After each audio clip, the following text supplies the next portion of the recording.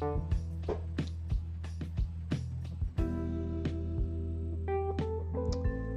think we're live. Looking good. What's up, Twitch?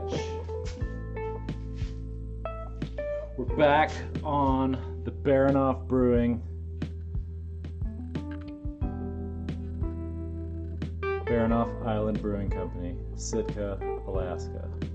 This is one of the flavors of stamps. Actually made two. Made a light, fine line version.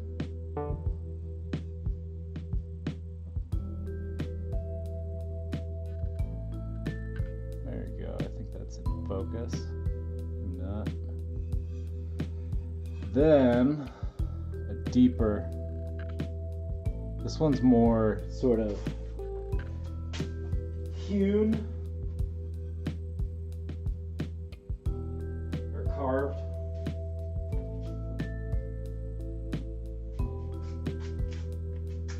There's the difference.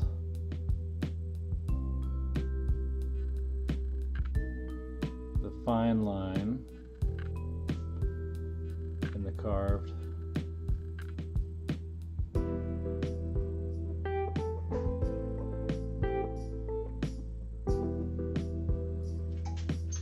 So yeah, they're each different in their own way. And I worked on carving a couple of these stamps yesterday. And then figuring out I had to pour some plaster. So I've got plaster right here that I've been using.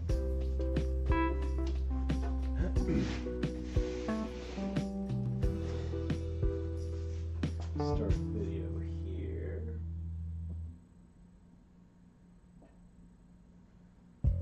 So I'm gonna demold these. I already peeked in on one of these, and it looks really great. And it just pops right off.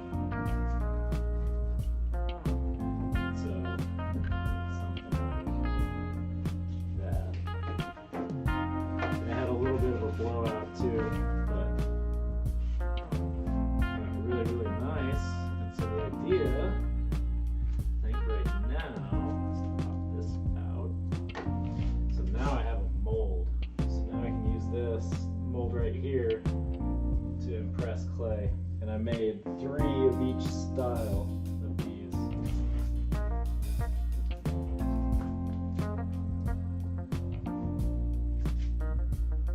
Different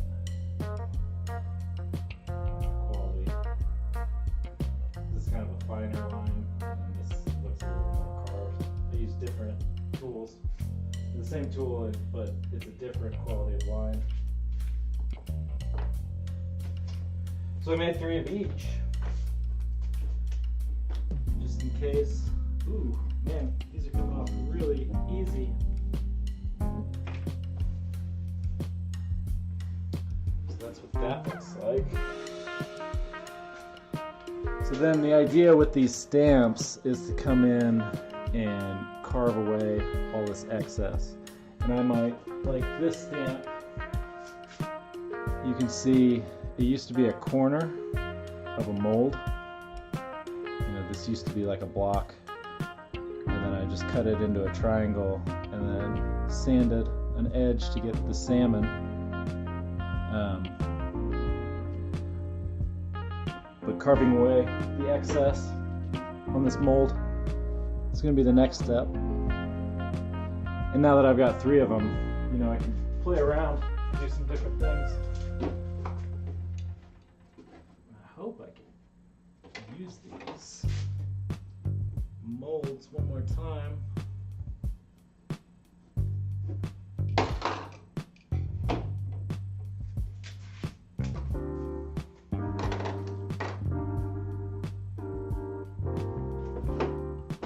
Keep these wet.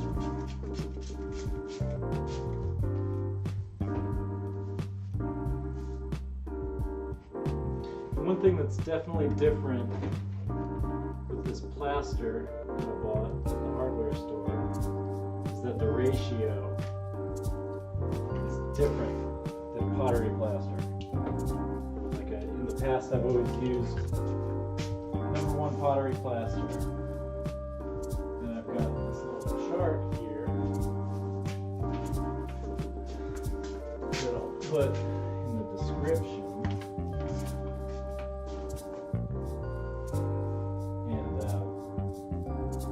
With this plaster, this DAP stuff, the recipe on the bag says add 2 parts plaster of Paris to 1 part cold water. And I had tried my recipe and mixed it, and it's actually poured it into this cup, and you can see there's like still water sitting on top of it. That's what it looks like. There's way too much water, so I'm trying to get the ratio right. And with these right here, I might try and mix an even thicker plaster and see what I get. And so yeah, this is how that mold came out. So what I'm going to be doing next is probably taking this fettling knife, cleaning all that. This is where this mold had leaked. And there's some in my cup, which is what I'm using to make these molds. So that wasn't a very good mold. It leaked everywhere. You can see on the table. Here I got a big chunk of clay and plaster.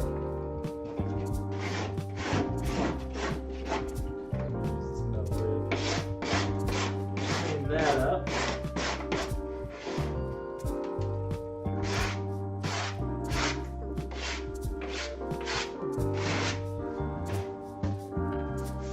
Nice.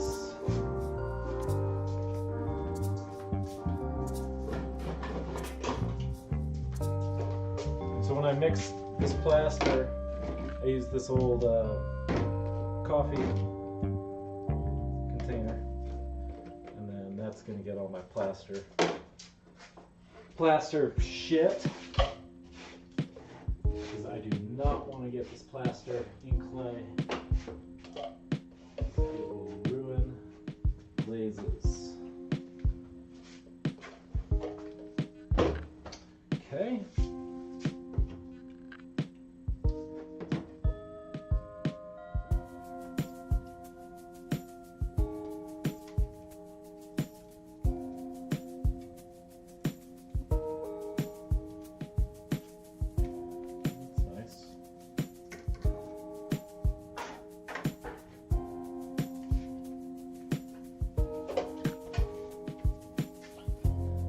That looks like it's a really clean mold.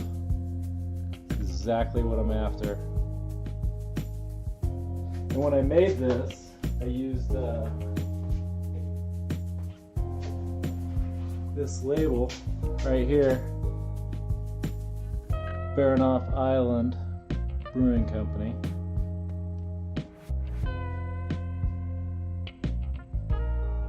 It's not bad. And then I'll just, when I trim and clean up this mold, I'll cut back and make it just a really nice, crisp circle. Finish up all the edges, and then that'll be a really great stamp. Nice. These are looking good.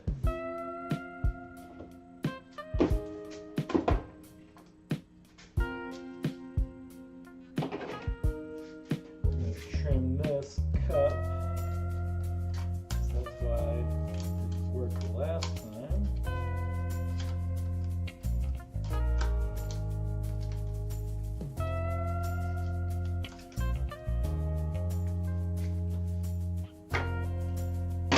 Nice.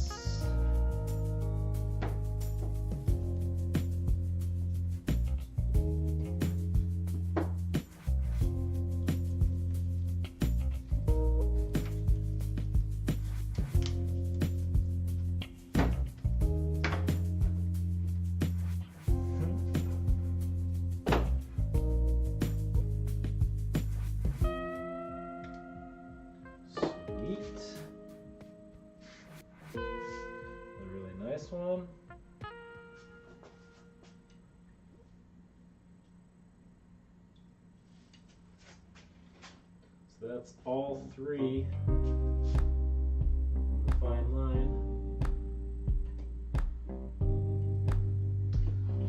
Nice. Ooh, that one just popped right off. So they come out looking.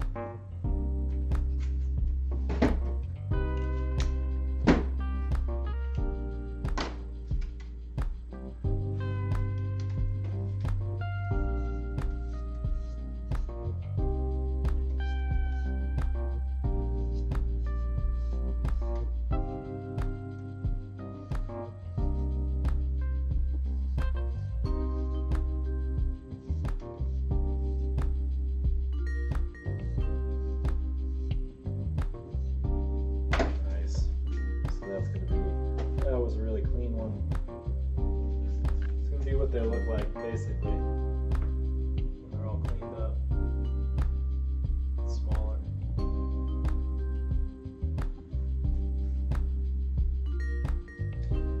And I think, too, I'll go in and refine these lines. Lines are just a little bit sloppy still. But they'll have a quality of, like, pencil. Almost like a mechanical pencil kind of a line, which I like. So that's good. Okay. This was the first mold that I made. It was out of porcelain. And then I stopped using porcelain because it's so expensive.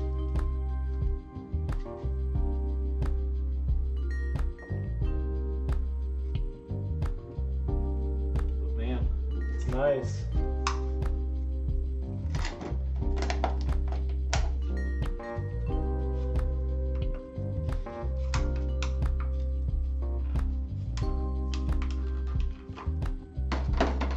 It's kind of cool.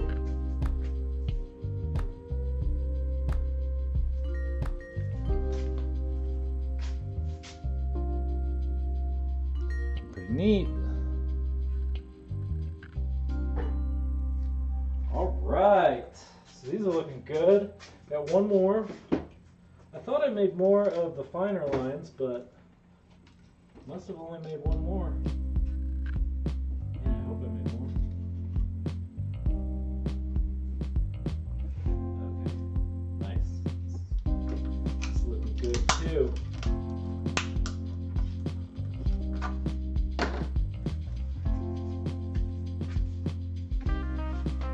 So yeah, the quality of this line.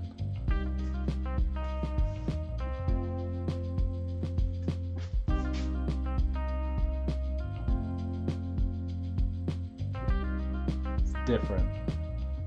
I like it. I don't think it's any better or any worse. It's different. See, there we go. Man, the camera won't focus. Yeah, so it's got the mountain range, Baranoff. You can barely read the Island Brewing Company. This was kind of the first one that I did. And then Sitka, Alaska down on the bottom. Certainly not my finest work. And it gets way better on these.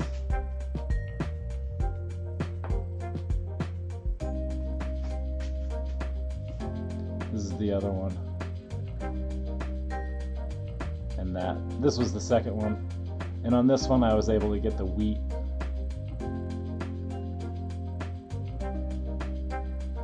The wheat carving. So yeah, I'm pretty stoked on these.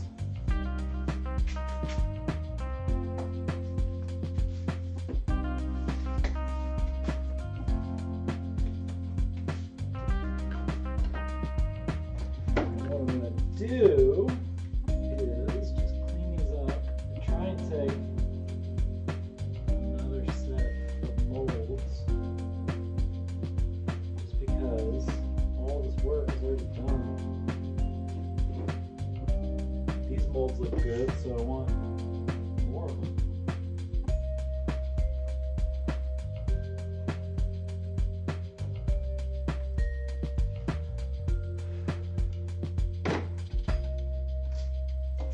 because I can modify these. You know, I can carve these up and I can cut parts out. Never hurts to have more molds.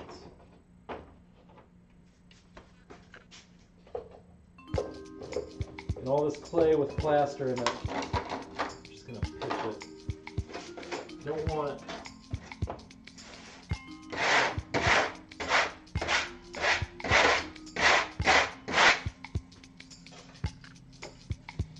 Get out. Okay.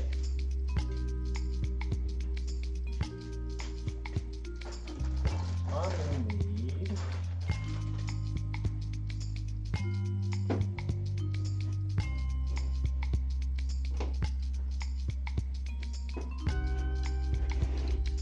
two.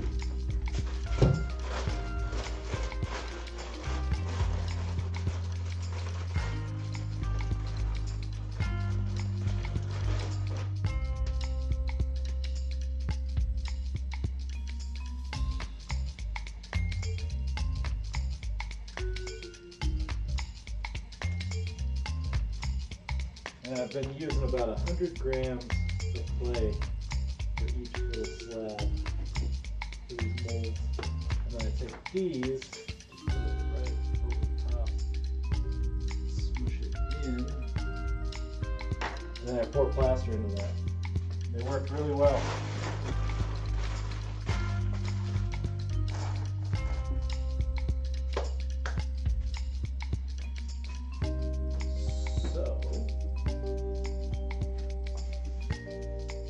Wire.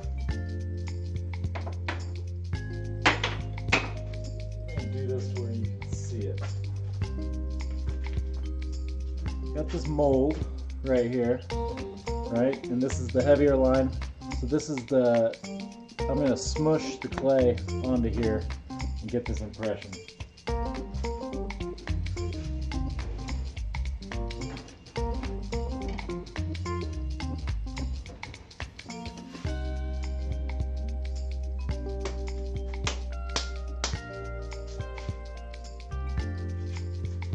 That looks like this.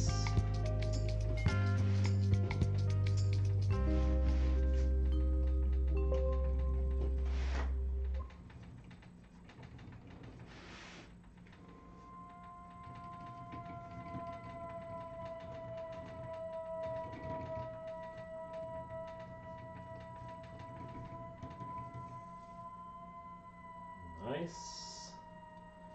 Nice.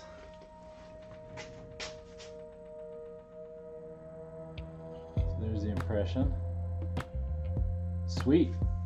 I'm gonna just take this solo, cut up solo cup, and then make a little enclosure and make a mold. So I just need one more of these, and then I'm ready to mix plaster. And we're gonna mix some plaster right here. Got that ready.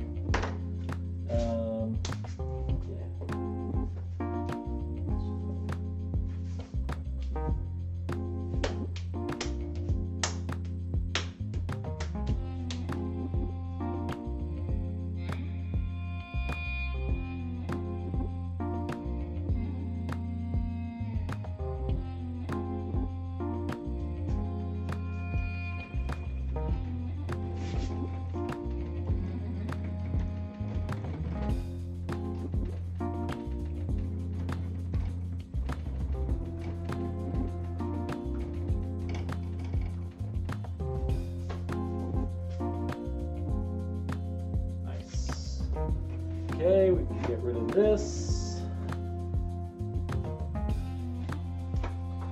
Now we're going to get set up to where we can pour all 6 of these molds. We're going to do 1, 2. And this one is a little bit on the small side.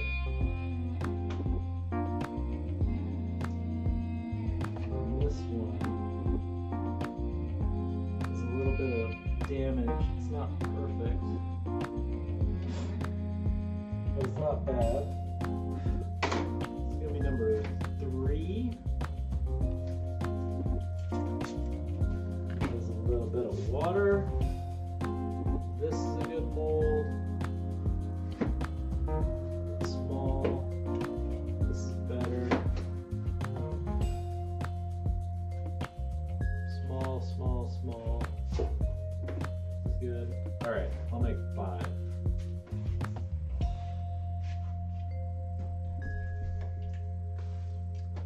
Okay.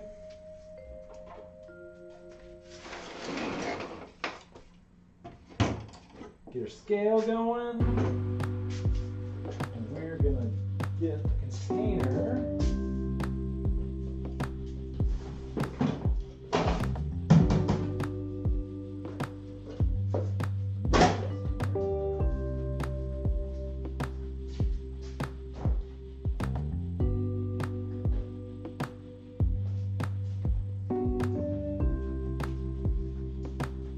Here we go. We're gonna mix our plaster in here. So then we're gonna start with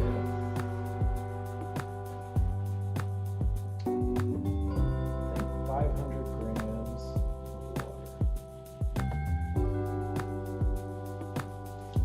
A pound of water.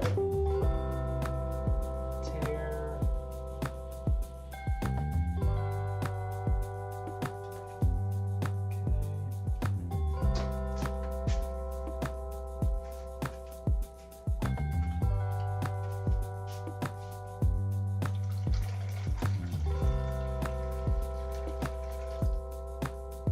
360 grams, 477, 490, 500. Okay, so let's check the recipe again. 2 parts plaster, 1 part cold water. All right, now I got 1 part cold water, got 500, so that means I need 1,000 grams of plaster. So tear the scale and find a container.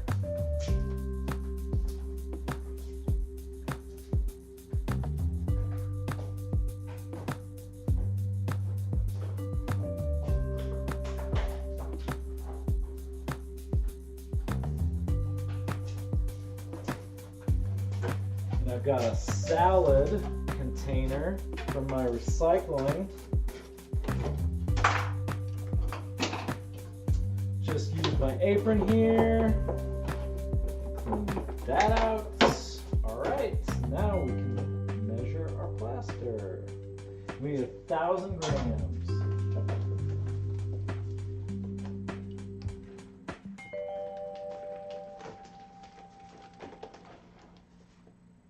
$5.15.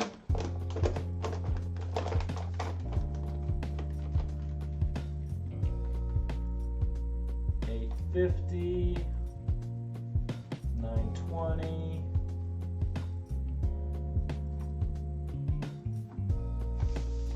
$1,000. Okay. Now, when I made these molds yesterday, I'm looking at the plaster, I used the same recipe. And this plaster is still wet, and it's been 24 plus hours. It's been like 28 hours. And these should be a little bit drier, I think. So I'm going to change this recipe, and I'm going to add a little bit more plaster because I want less water in the mix. So I want a thicker plaster, I think. I'm going to try that out. Oh, but I don't have my mold set up. Uh-oh. Better do that.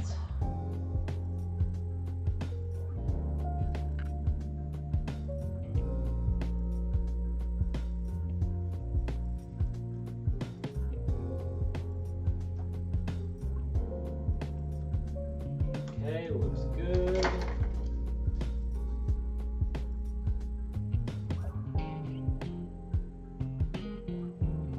Looks good.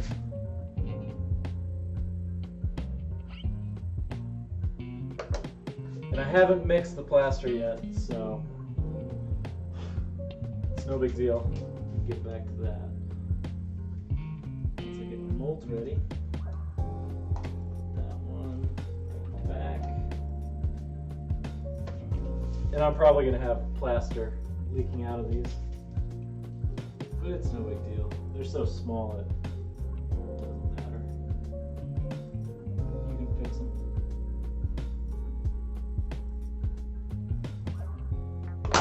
Oh, oh shit. Oh, broke my thing there. Pushed too hard. Whoops. There we go. Okay, that looks good. These are a little dry. I want them to be nice and wet to get a good impression. Okay, those are looking great. There's a little plaster in my mouth.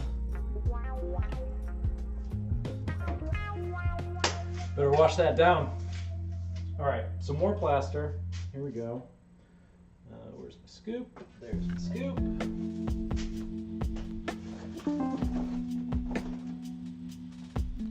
I'm gonna add 200 grams to this. So I'm gonna increase it by 20%.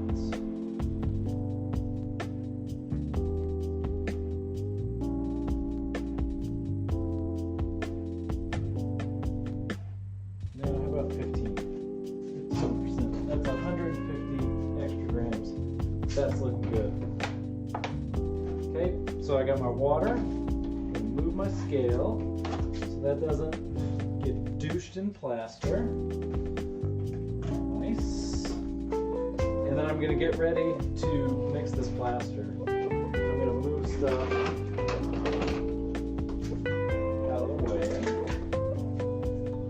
Turn off this phone call. Put on my apron. What to do, get ready to pour plaster.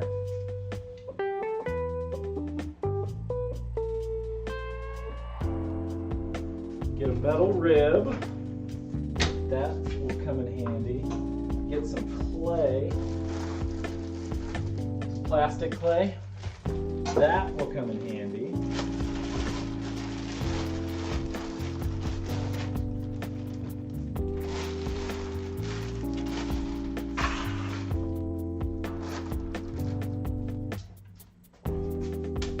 Okay, ready to mix this plaster.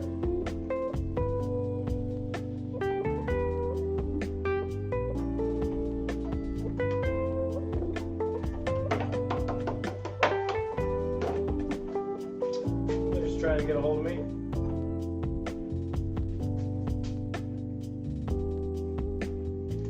Alright, so I don't know if you can see this plaster.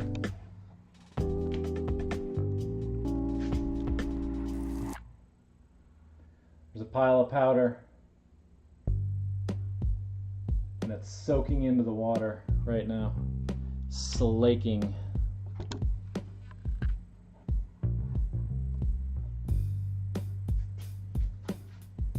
And so I'm going to let that do that. I'm going to let it soak into that water.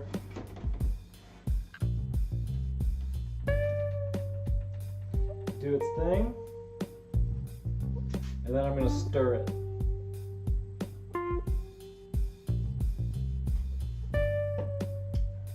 And what am I going to use to stir it? I'm going to find the stick.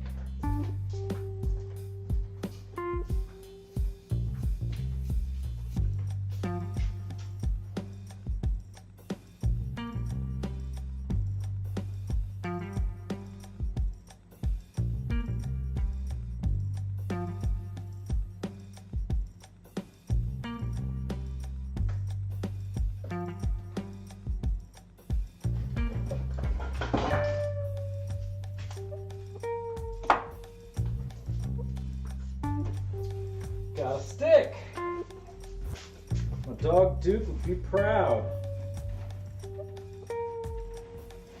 Might have gone too thick on this plaster. And I don't think it's good to add water to it.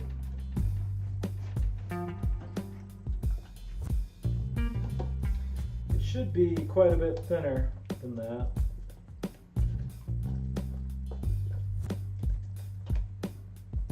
What have we got to lose? We'll mix it.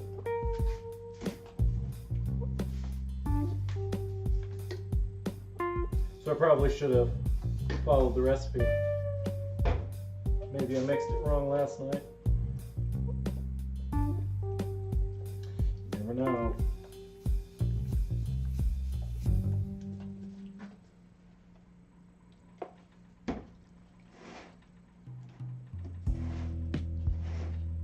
So I really want to try and not get a bunch of bubbles into this plaster. But with this container, probably not so good. With my stick, the plaster ruins everything it touches, which is why I'm not using a good bucket and a good spoon. I mean, I don't want to ruin my wooden spoon.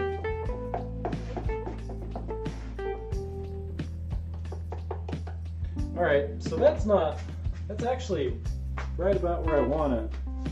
You see, I don't know if that's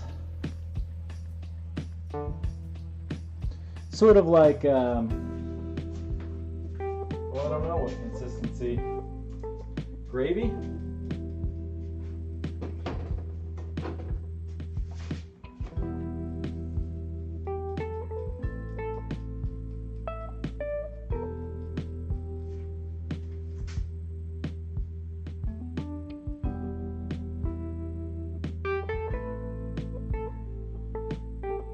Quite a bit different than pouring these molds, because last night it was just liquid.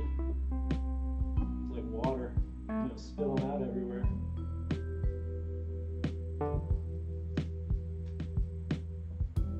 But I want to see what the difference is between this thick plaster and this really thin watery plaster. Remove these.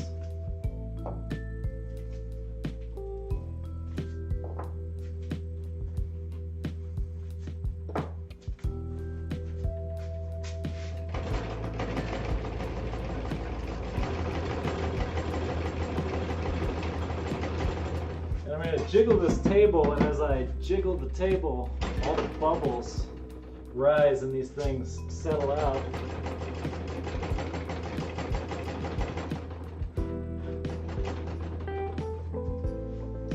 Then if I get some alcohol and spray the alcohol over the top, the alcohol will pop all those little bubbles.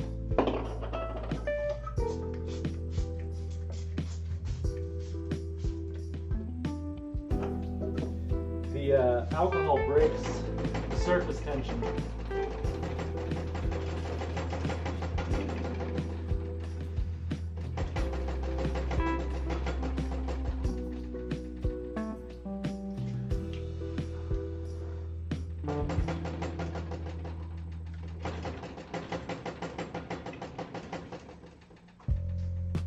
Okay, so I've got another cup, and I've got a bunch of leftover plaster. Pour that out.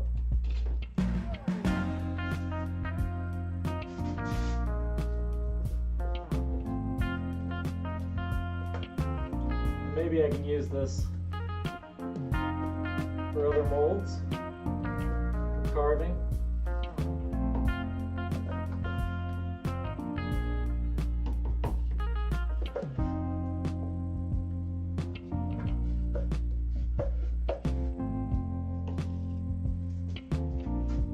Sweet. And now I've got a big mess in there. I'm just gonna throw it away. This is recycled. Done. Or I'll probably use that more as a trash can. go.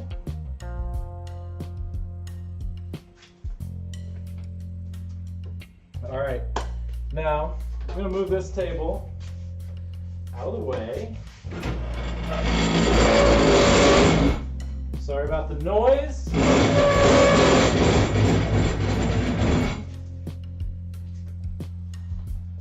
Can't imagine that sounds good.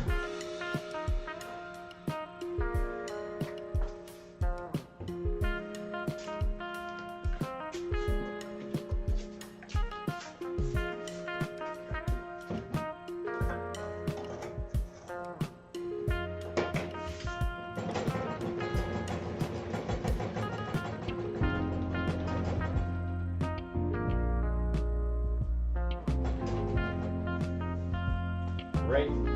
Let's get out the potter's wheel and try out our new stamps. And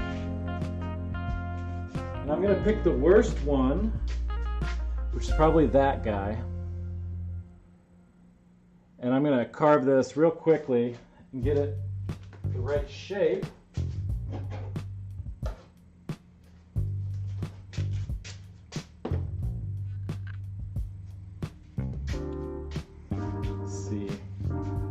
Where can I do this?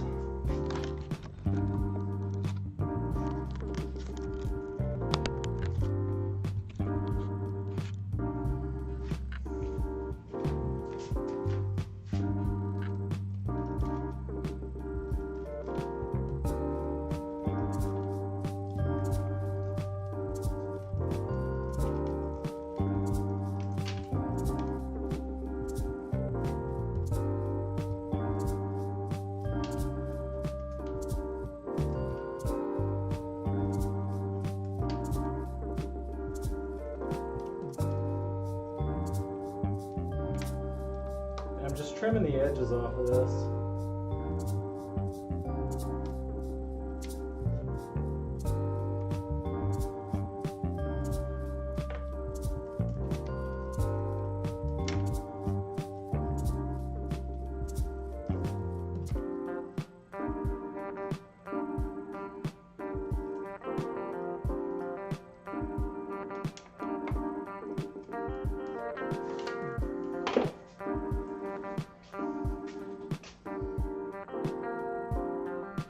So you see I just hacked off all the edges, and I'm going to keep going on that,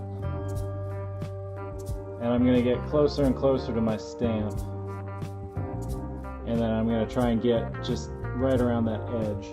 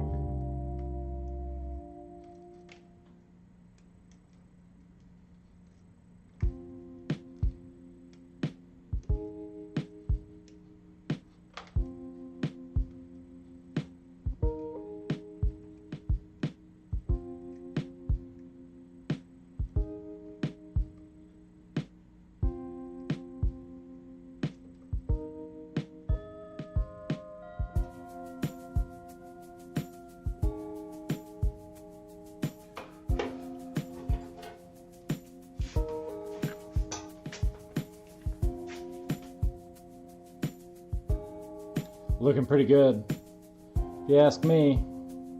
I think I'm ready to try this out. I think it still needs to be cleaned up a little bit on all these corners and a few little details, but I'm going to get some clay.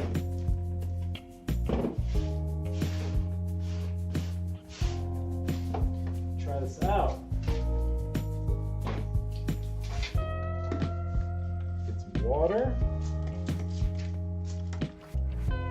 One little spray. Maybe two little sprays.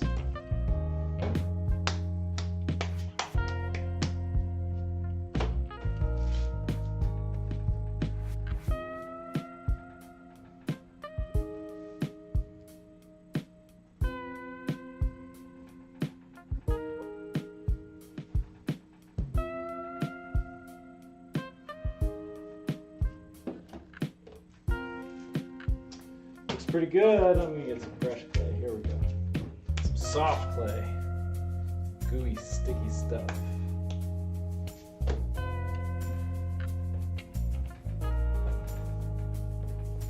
Try that.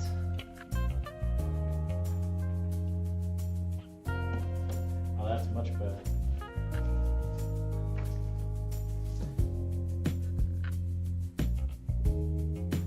Pretty sweet. All right, now it's time to pull out the potter's wheel.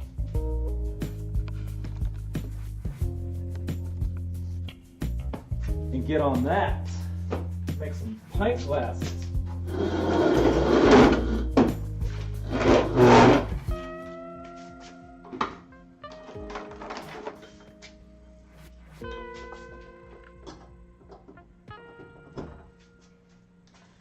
Nice.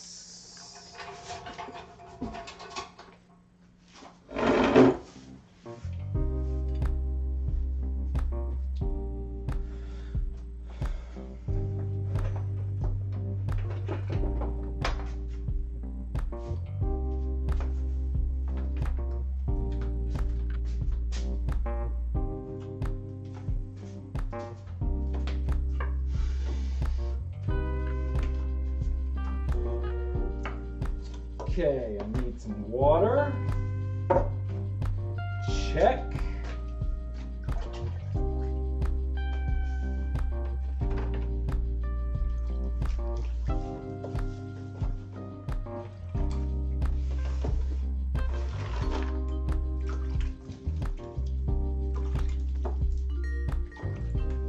Okay, got some tools.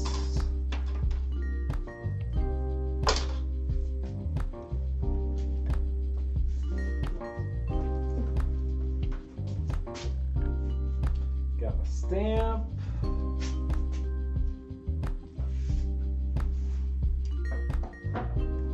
Oh, here's my throwing bucket.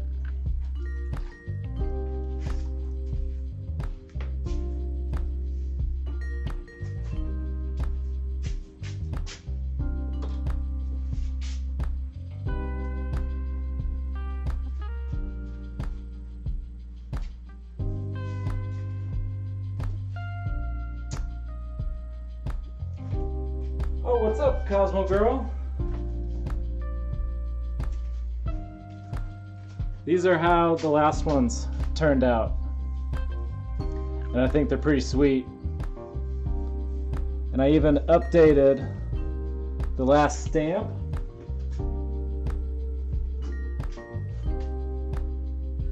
And got a new stamp. Now it says Baranoff Island Brewing Company on my first stamp. Oh, thanks, I did change my setup. And I've got it moved down to do the potter's wheel. So yeah, I haven't been streaming, but I've been thinking about it. And watching my old videos. And trying to make it better, you know? It's all a learning thing. Here's the other two pint glasses from the last video. Part 1, just simply finished. And then here's another one with fish on it. So I think right now what I'm going to do is make 6 of these. So I'm going to need 6 pounds of clay, and I'm going to make that happen. Maybe I should do 8. 8 would be easier to cut and weigh all the clay. Get this plaster out of here.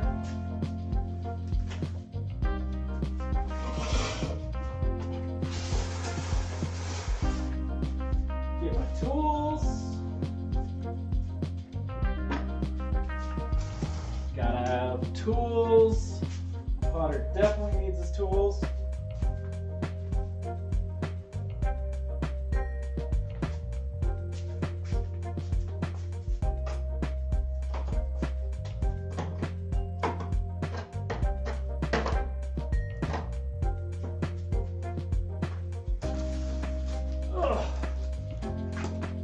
So here's my clay. I got 50 pounds.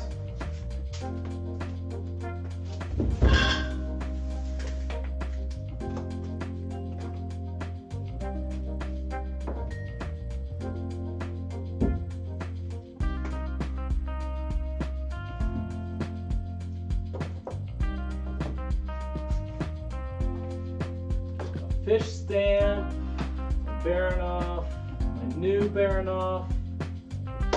Great.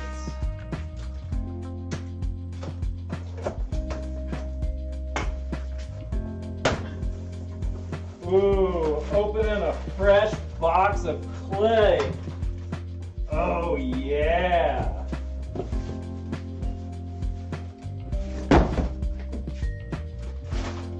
All right.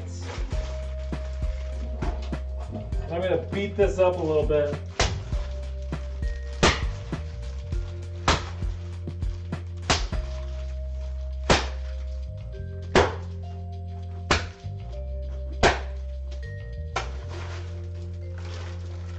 Yeah, shake it up. Move these clay particles around. When they get packed in boxes, the clay gets kind of compacted, and when you put it on the wheel and start throwing with it, it's weird. So you gotta beat this clay up a little bit. You gotta wedge it. You gotta do something. You gotta move it. So that's what I was doing there, smacking this thing around. I'm gonna cut off what I hope is 8 pounds of clay. And then I'm going to cut that into 8 pieces.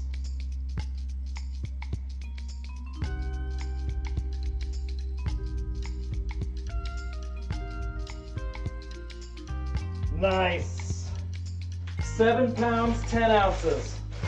Just about nailed it. Close enough. So I'm going to take this chunk. Maybe I should move the camera so you can see it.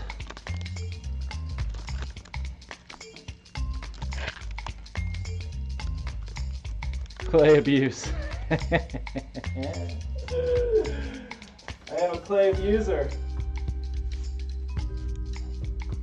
Not apologetic either. This clay had it coming.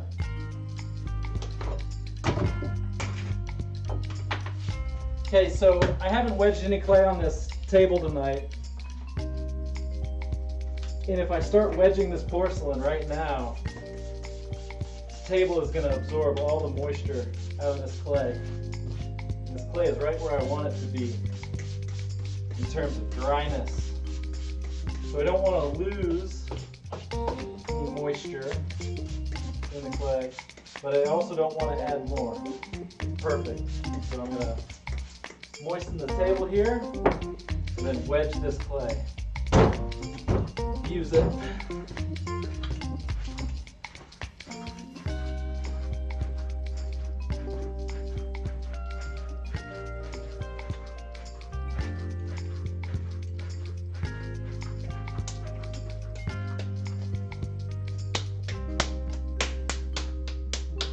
Okay, looking good.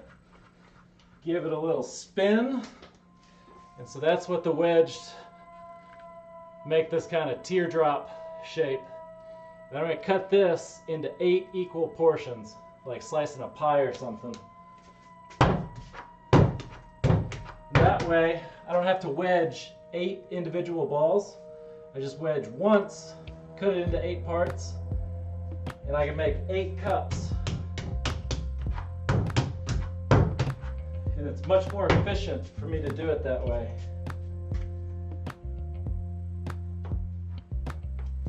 And the cups are much more consistent when you make them all in a row like that.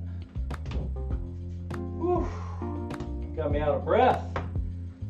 Abusing this clay, man. It's hard work.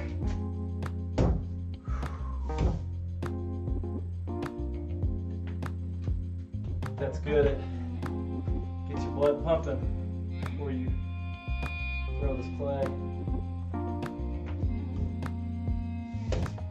Before you sit down on the potter's wheel.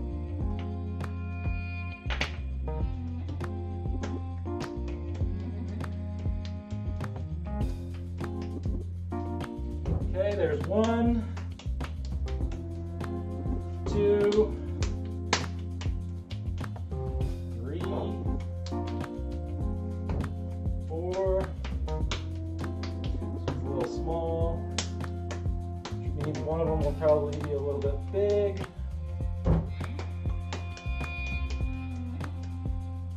5. Oh, there's the big one. Add that to that. 6, 7, 8. Right. Let's make something.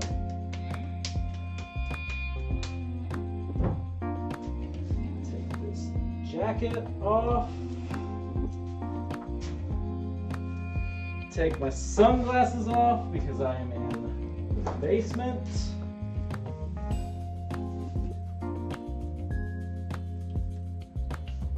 Headphones off. Shedding everything. Oh, that's okay. We're lurking. It's pretty cool though that you can be eating and watching me make stuff on my potter's wheel up in Alaska. Okay, that's looking good. I need a towel.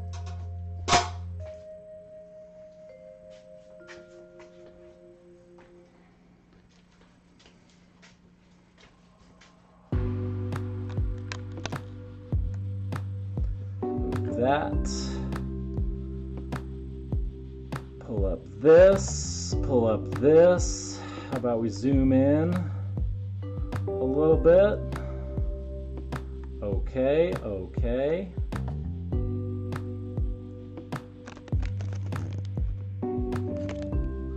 I got it, too many tumbleweeds. Oh, wrong way. There we go. I think you got a great angle there. About to see what's gonna happen. Making some pint glasses. Okay. Here we go.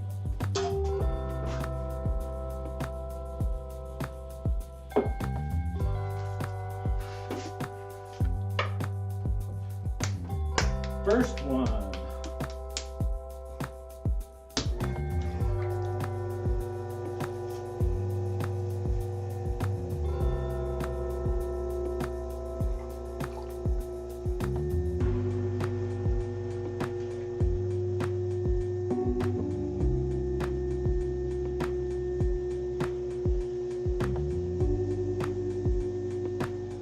So I got this clay centered. That's the first move.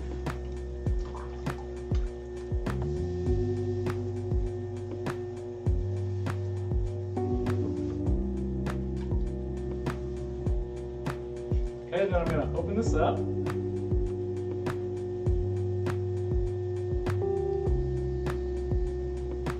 Then I decide how wide I want the floor to be. Then I use this tool, this rib,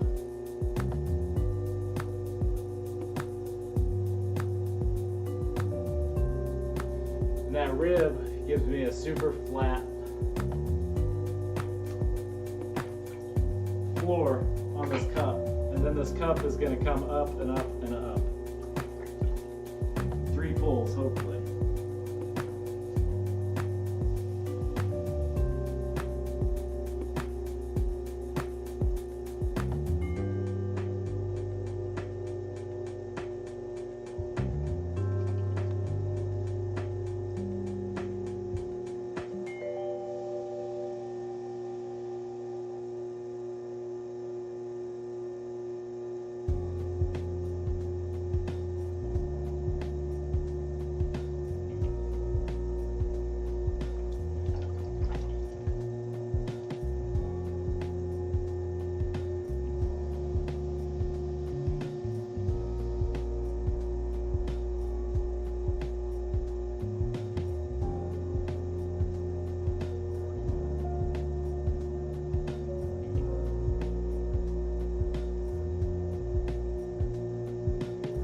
Okay, it's looking good.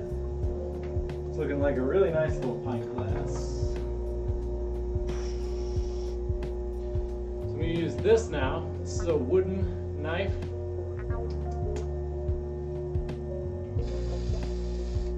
And I'm going to clean up this little edge right here.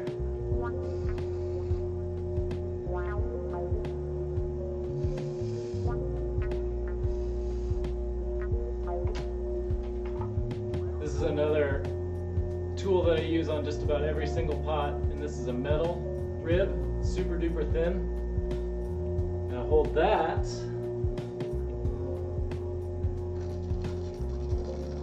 against the outside edge, and it just perfectly smooths out the wall of this pot.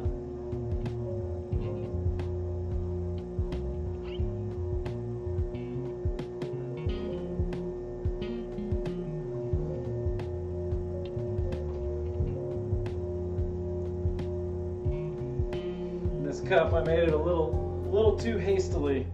It's really thin right there.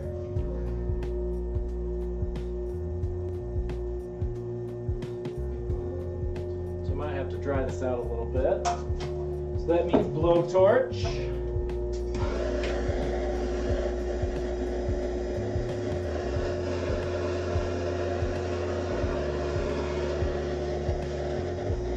I need a zoom in cam. I need a hands cam.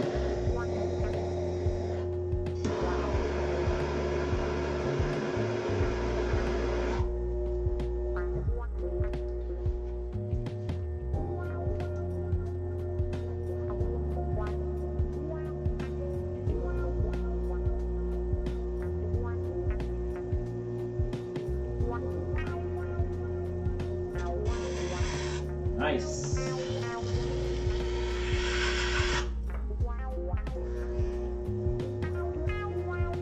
Good. Sponge.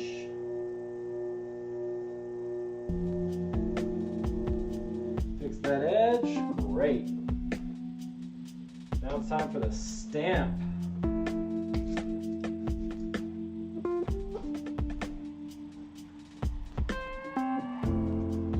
Fun part. And with my new stamp, before I use this, I'm just going to give it one last little check.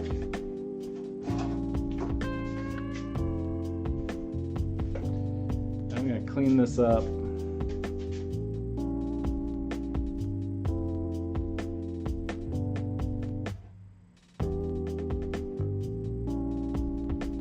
Crisp up all these lines.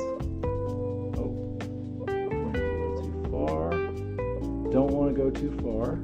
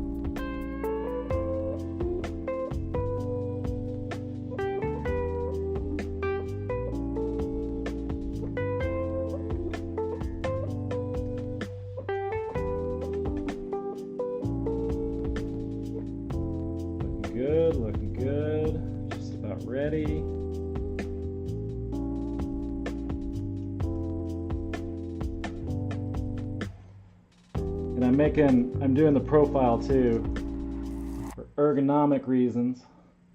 So I have something to grab onto when I'm using this stamp to press the clay.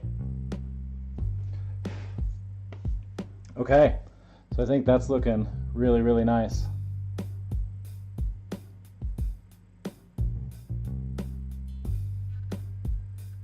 Yeah. See the edges that I've just been cleaning up? Let's try it out on that cup. And how about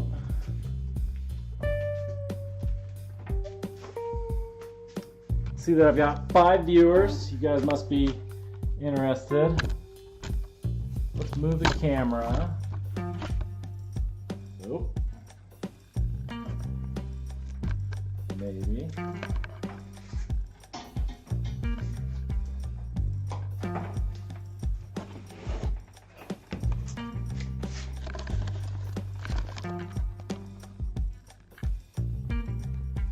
I think that's going to be a million times better.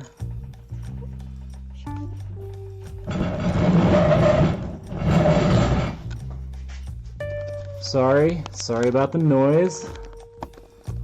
I know that sounds terrible, but trust me, stay with me, it's gonna be worth it. You're gonna be like, man, I'm so glad you moved that. Okay, plug in the power cord. Boom. Oh, there we go. All right, we're ready to stamp. Nice, now I can read the chat. Fuck yes, we are good. We're ready to go. We're ready to use our new stamp. Oh, I like this so much better.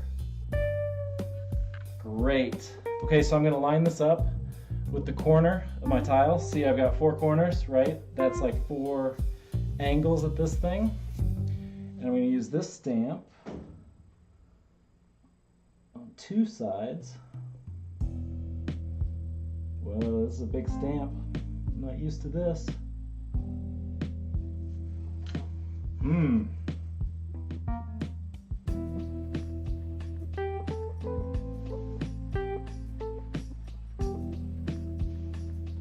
Doesn't look very good. I think this cup is too dry.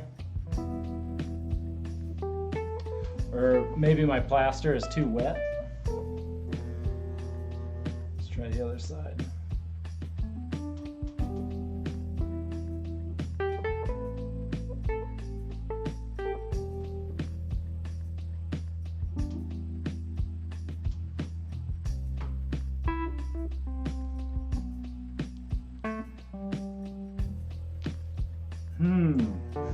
Looks like shit. So the stamp, I need to make my cup thicker. And let's try this other stamp and see if that's working.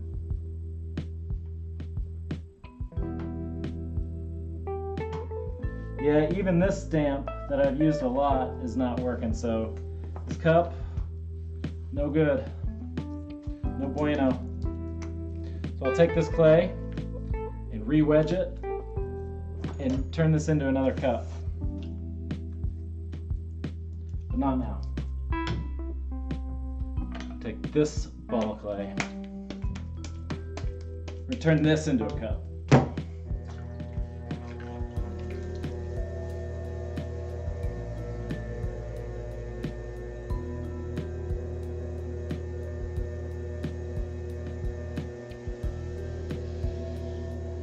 Okay. Center. Open.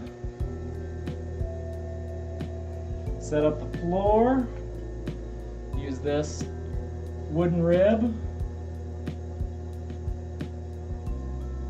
Flattens it. Sponge. Water. Make it a wall.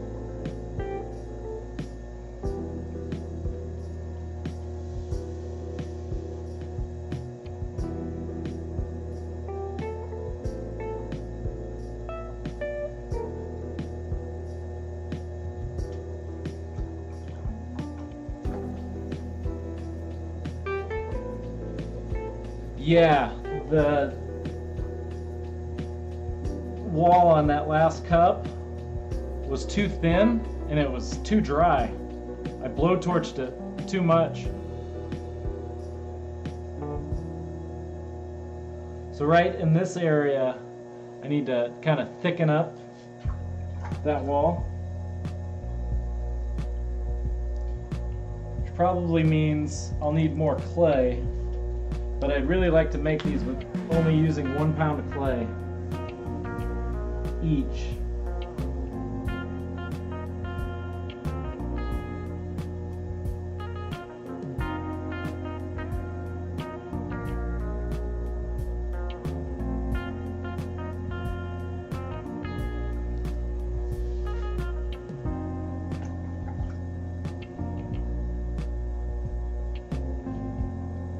And that looks pretty good. See if I can make this just a little bit taller.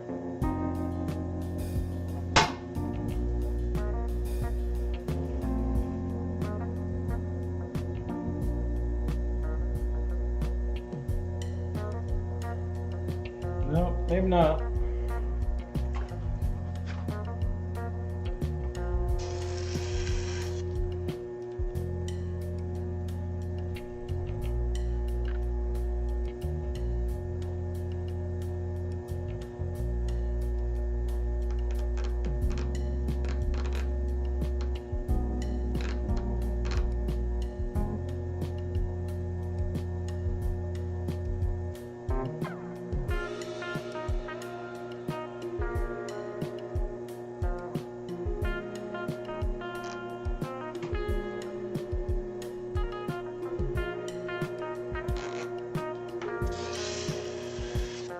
Right.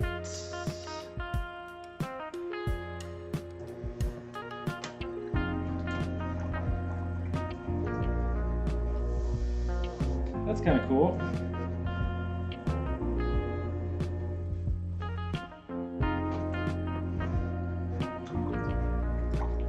But maybe I want it skinnier.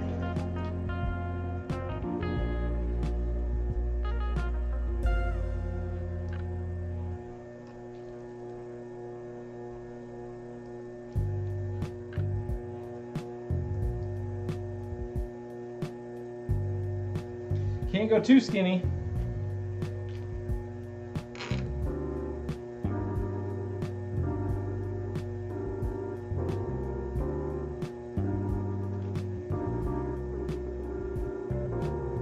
All right, much better.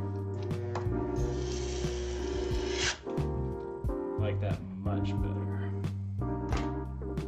Okay, just a towel. So this one, I'm not gonna blowtorch at all. See how this stamp does now.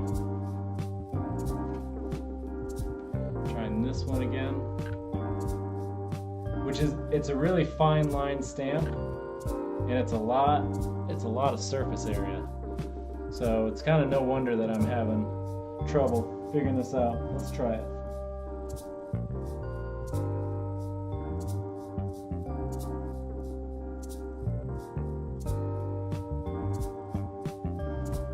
Ooh, that looks good. Yeah.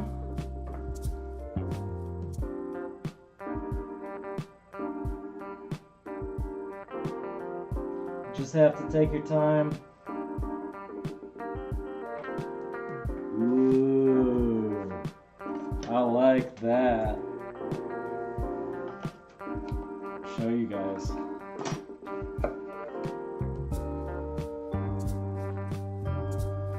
That is nice.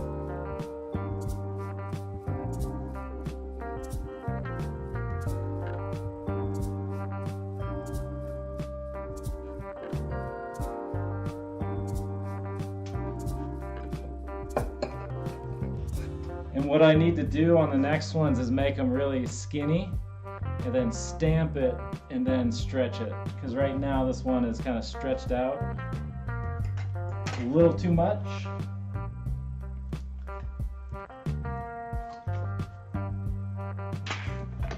Here's the tool I'm looking for.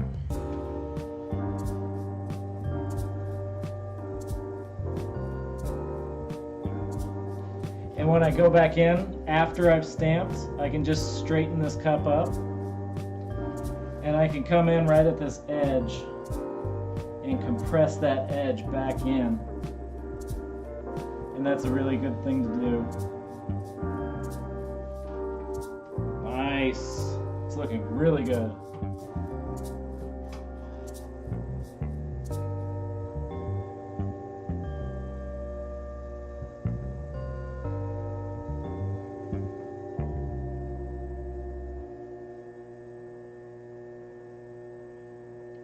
I would totally drink beer out of that.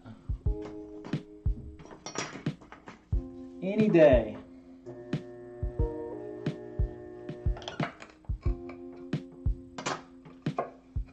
Okay, call that good. Let's try another one.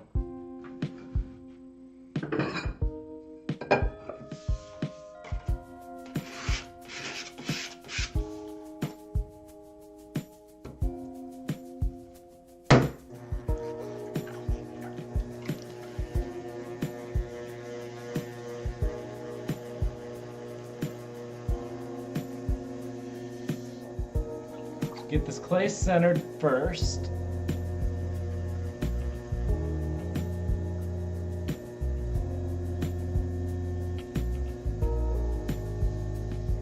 And then what I'm doing is really just compressing. I'm using the weight of my body to kind of bear down and really center this clay, push inwards. Squeeze it and smush it and move it.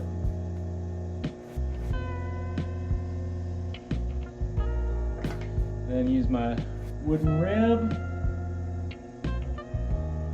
square that off.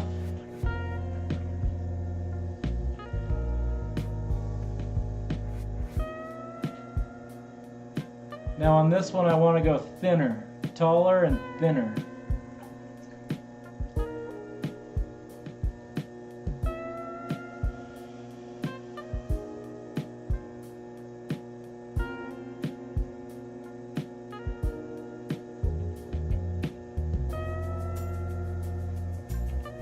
Okay, so far so good. The slideshow in my stream is from OBS. You just go into the sources and you open up image slideshow, I think is what it's called. In my first stream, I opened a browser and went to my website, and on my website, mattfisk.com, the images just automatically form a slideshow, and I liked that my website was kind of streaming that image show. And then I found out, like, after 1 or 2 streams, that you can just set up files.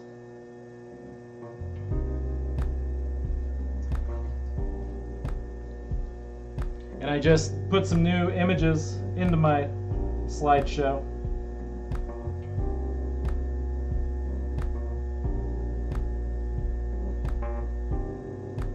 Ooh, that was a nice cup. That copper red. All those little speckles, like cherry red. And that was a soda-fired mug. The same porcelain in a blue glaze.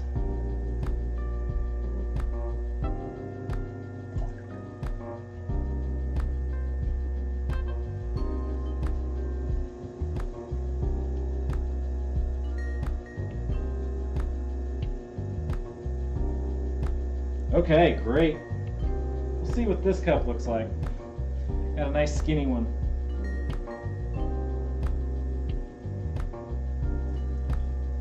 I'm going to try and get it just a little bit taller.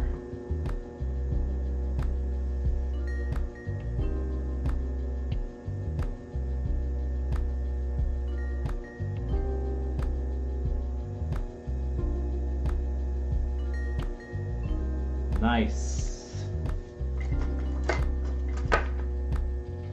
Use my metal rib.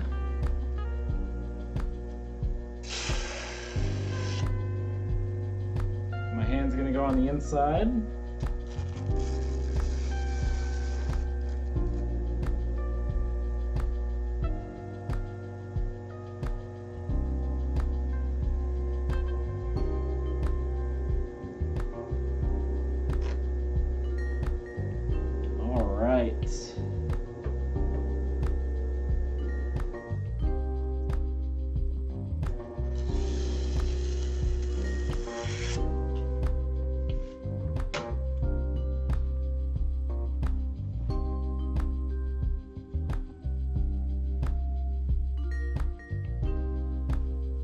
No, you can't drag them in.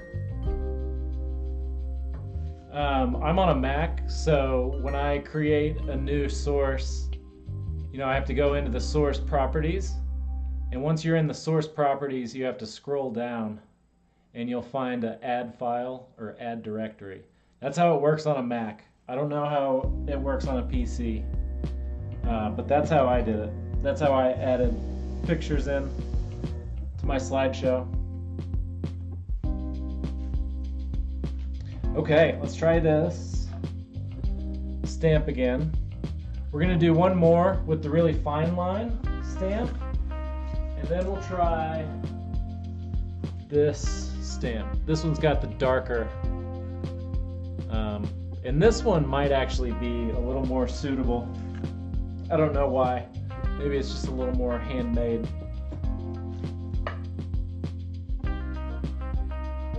Let's try this.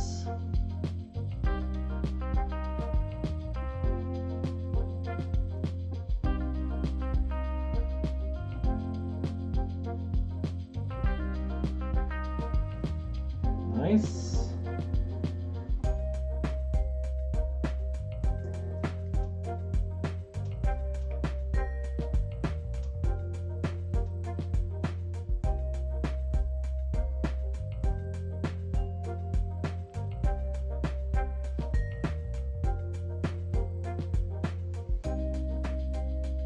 Okay, wow. It's kind of hard using this big stamp because on both of these, I kind of biffed it a little bit. You can see there, I pushed too hard and the clay sort of lost contact with the mold, and so my impression didn't quite get it. And then if you look on the inside too, the clay is just sort of smushed. It got too thin. And then on this one, it's like the edges aren't quite perfect. It's better, this side is better. And they're still not bad.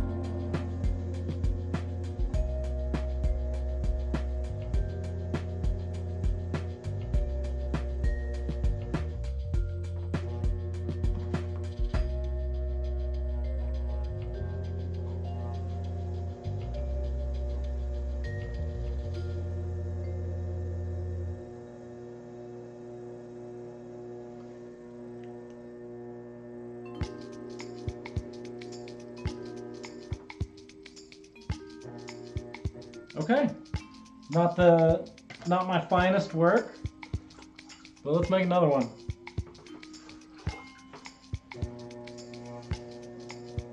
I'm already bored with this one.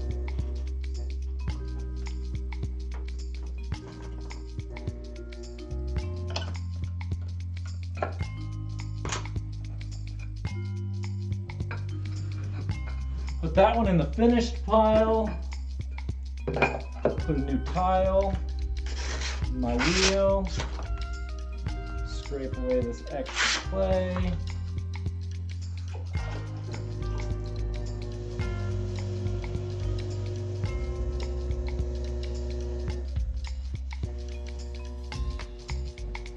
Okay. Nice.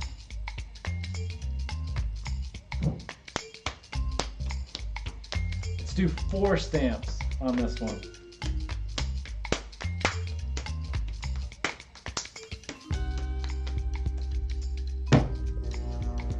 Let's get crazy.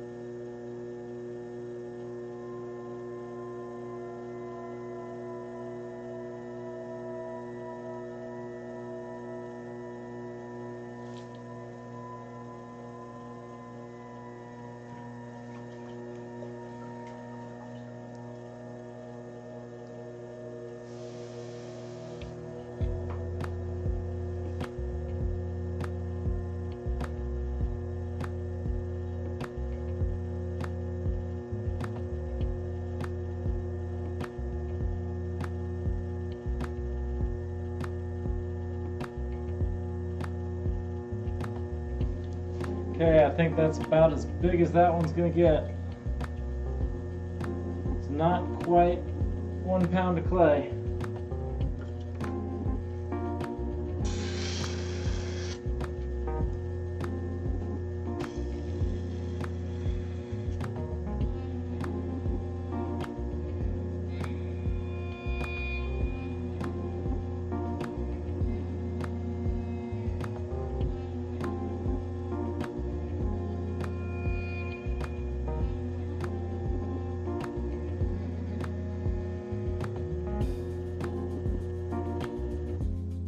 Okay, stamp this 4 times. All right, take care, Cosmo. Have a great night. Okay, we're going in with this one. This will be the last one we do with this stamp.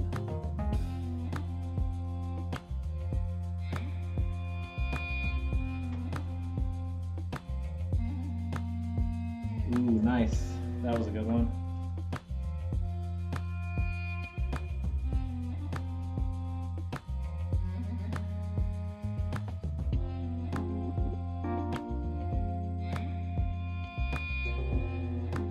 Great.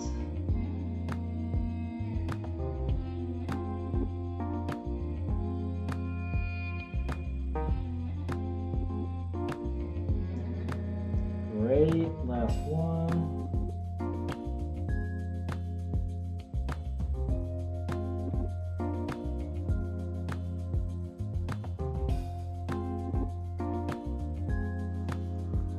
Sweet. I like the 4. The 4 is really nice.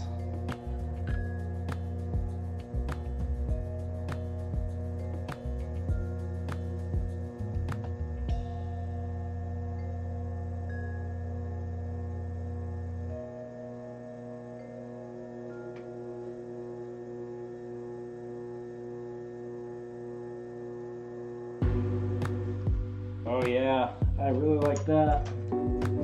The only problem is I don't like that.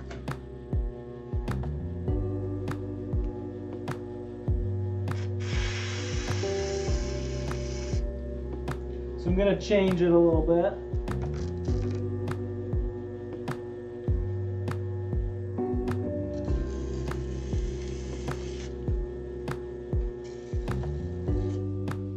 Much better. I can live with that. Wow, check this out. That looks great.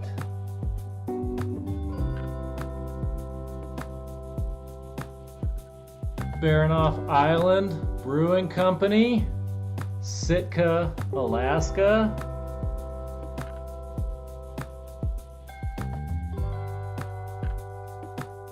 A little pint glass. Yeah. There we go. Nice edges. Nice form. Nice size. Yep. I'll call that a successful prototype. For sure.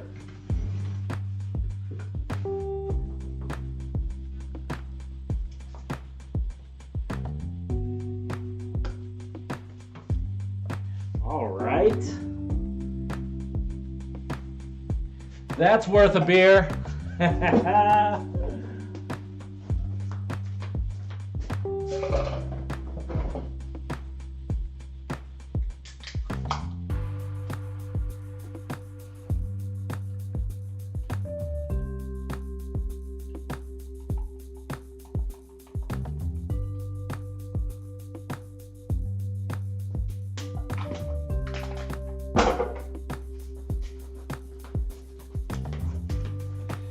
Cheers! Cheers, internet!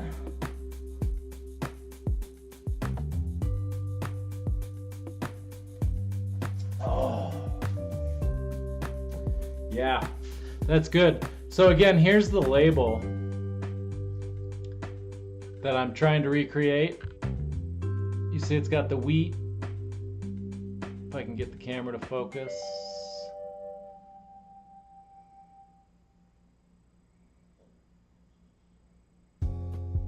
No, doesn't look like it wants to focus. But it's got the mountain range in the back, which is kind of hard to deal with. And then it's got the wheat. Getting the wheat right wasn't exactly easy. So this is what I came up with. And it works pretty well, I think.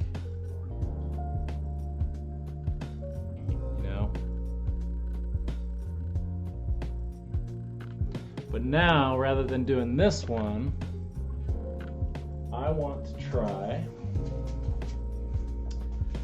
this stamp, which was my first effort. I actually carved onto a plaster. I transferred this design, this label, twice.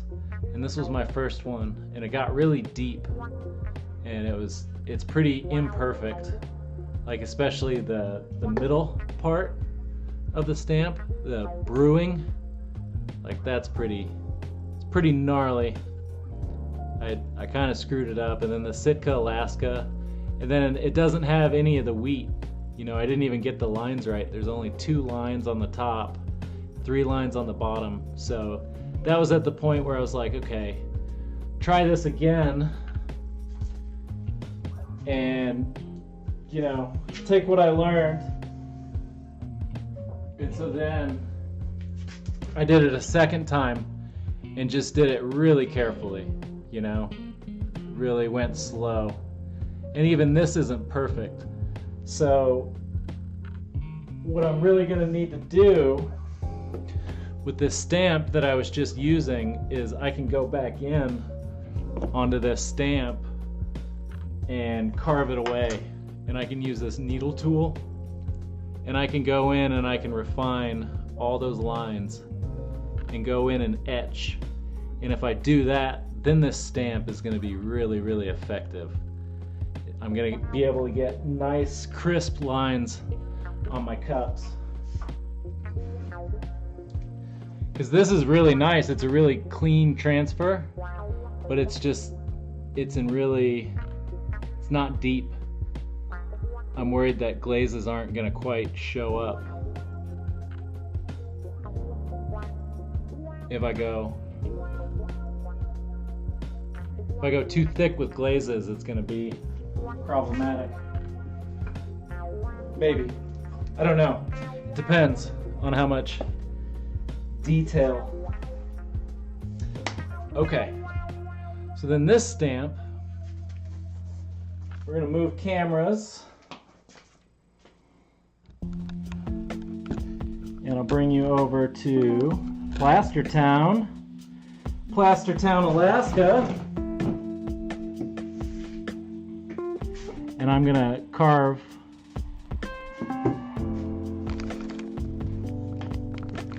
maybe we'll go there.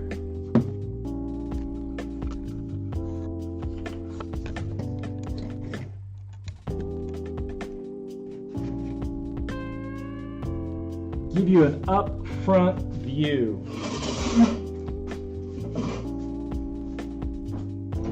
Yeah, now here's a tool that was super duper helpful for etching the lines. It's got this little point, super fine point on it, and etching on this stuff is perfect.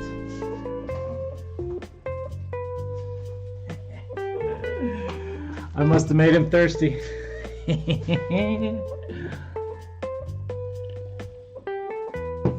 Oh, cheers. Nothing like working on beer projects while drinking beer. I really enjoy home brewing myself.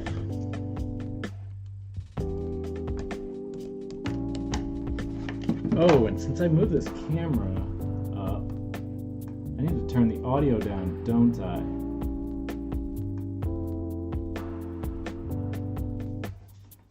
So we don't blow it out. Alright, so this is a really nice little razor blade that I found. This can work really good. But I'm worried I'm gonna slip and cut my finger open. So I'm gonna put this down. This is actually too sharp. This is really good for like super fine detail.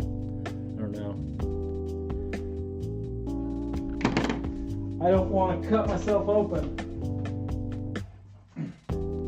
which I know that would probably make for great entertainment, but I'm sorry, I'm not going to do it. Okay, so the idea here is to just go in, clean all this up.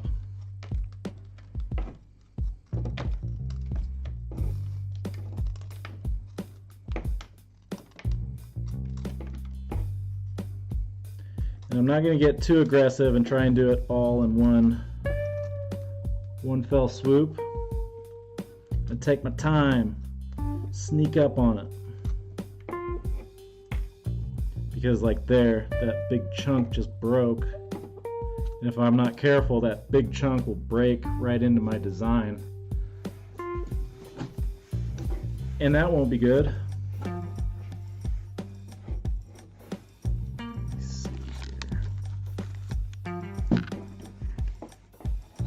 I think that's better.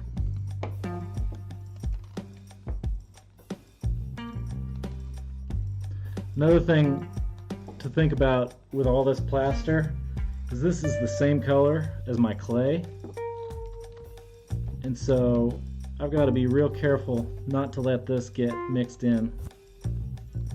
That's why I'm not doing this on the potter's wheel. I got this moved over to a table while I'm carving this. So at the very, very worst, I'll only get plaster inside of my beer. And that's not ideal, but we can live with that.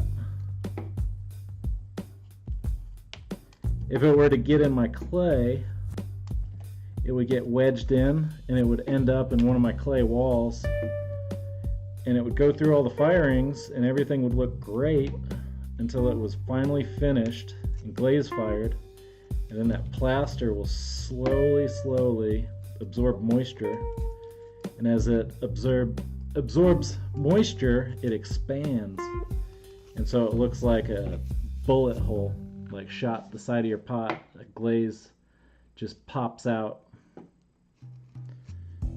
So that happens a few times, and you think, okay, plaster is not good in clay.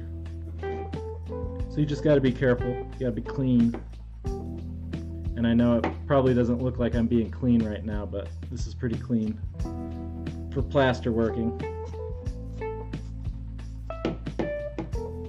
Okay, so I'm going around this edge right here, and that's looking pretty good. It's like 90% of where I want it. I want to go around 90% on everything. And another thing I'm doing is cleaning up this outside.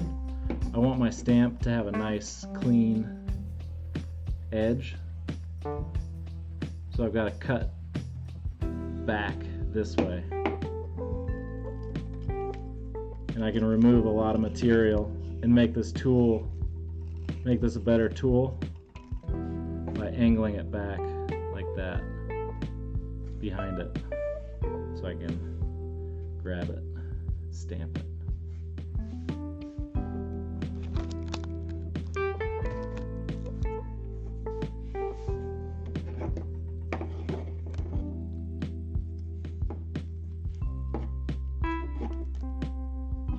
Okay, looking good, looking good.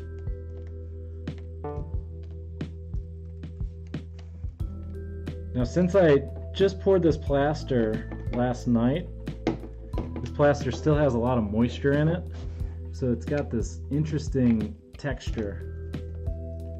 I don't know how to describe it. It's like half melted ice, almost.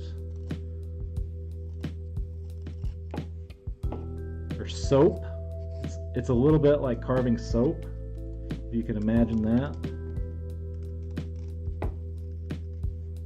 It's interesting. It's not like carving clay.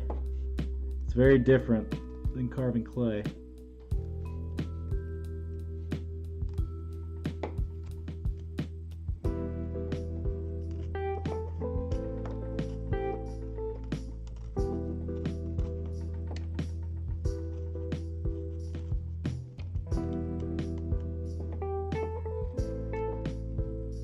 Nope. Getting a little aggressive. Right there, my line got real close. But I'm looking at this design,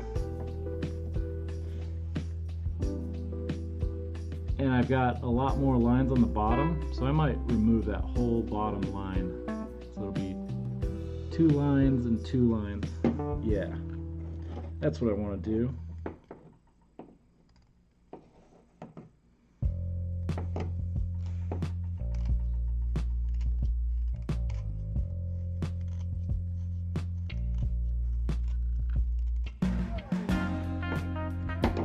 And really, it's not the end of the world if I mess this stamp up, because I've already got another one ready to go.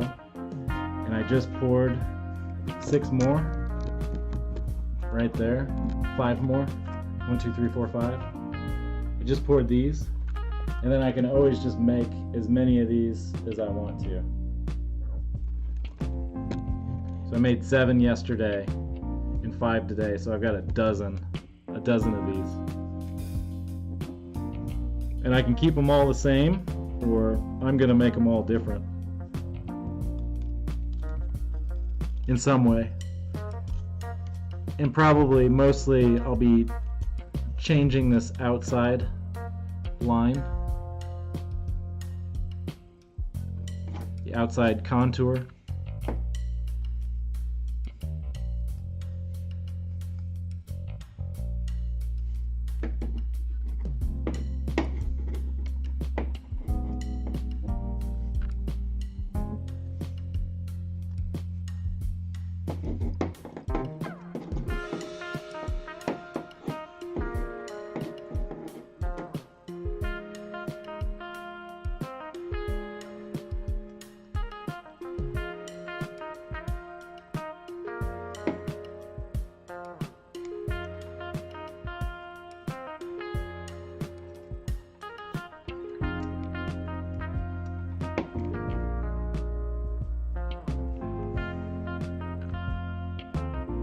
Okay. These edges are sort of problematic, I think. We can try it out.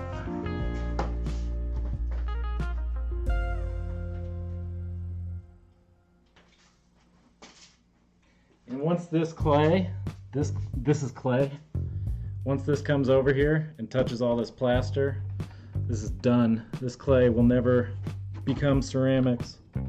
It will get thrown away. But it's useful, it's worth it. It's a worthy sacrifice because I can test out my stamp.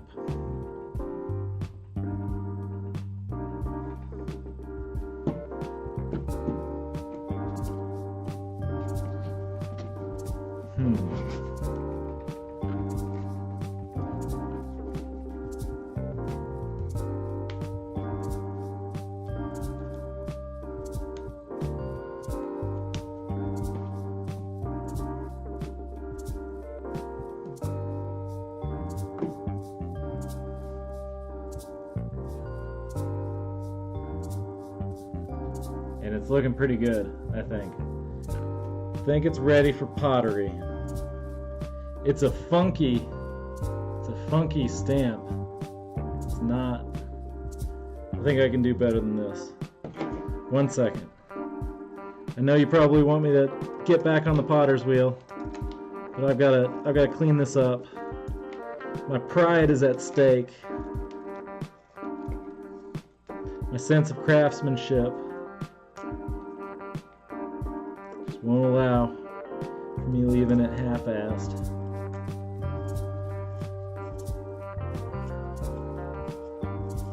Not when it just takes a few more moments.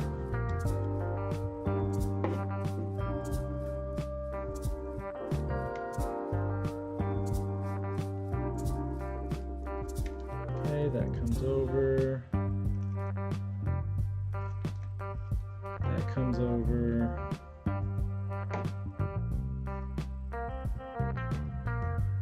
That comes over.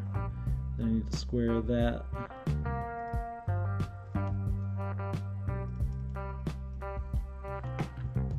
Fix that edge.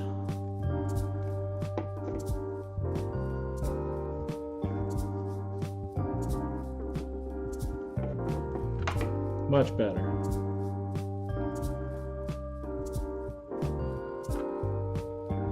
Much better.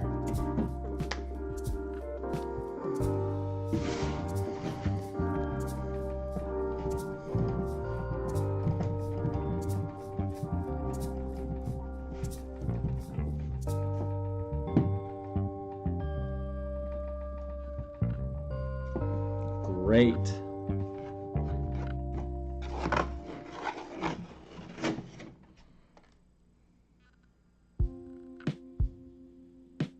And really what I was looking for is the contour line, the outside edge of the stamp. And this is cool. This is funky. None of it's even. So this is my handmade,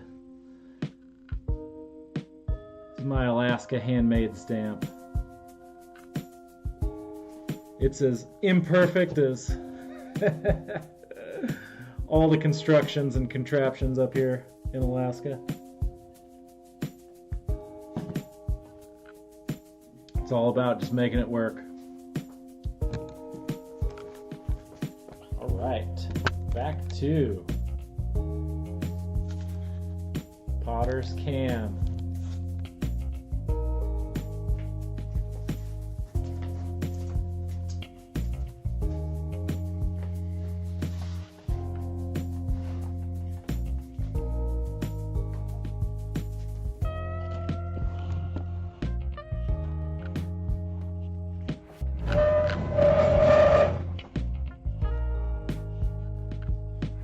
Let's get you close. Let's get you in the action.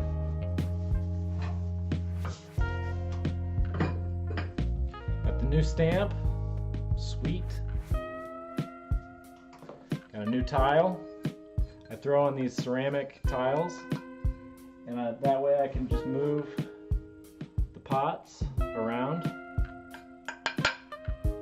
I could also use these things on the wheel and throw cups, but these are too big, and these are just really efficient, these little ceramic tiles. And I can even let the pots just dry out on these tiles, the ceramic kind of wicks a little bit of the moisture away from the clay. So what I can do in my studio is sit down and make 8 or 16 or 32 cups and then let them all sit out overnight, and then they all just dry out, and the next day they're perfect to come in and sponge and otherwise finish. It's really nice.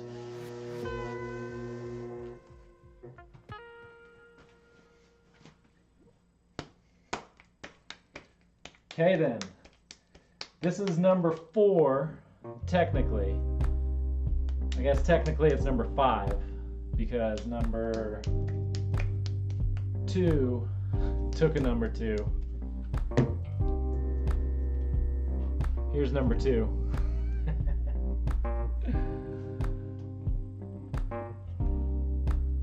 There we go. Okay, let's go for it.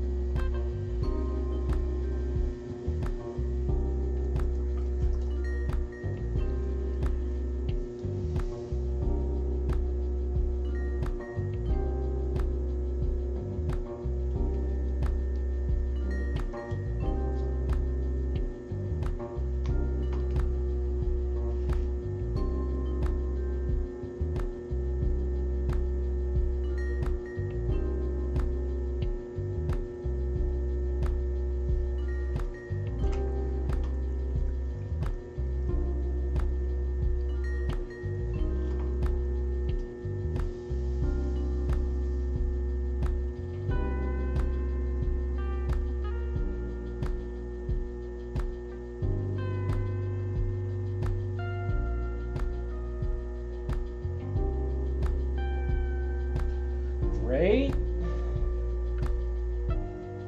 One more pull, and then we'll stamp this thing. And I really like the 4 stamps.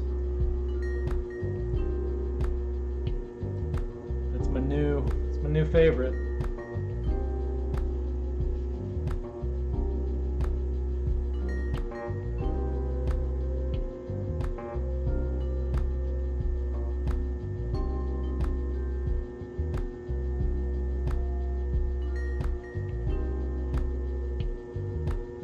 Good. We use this metal rib to smooth that side. First, I'm going to get the water.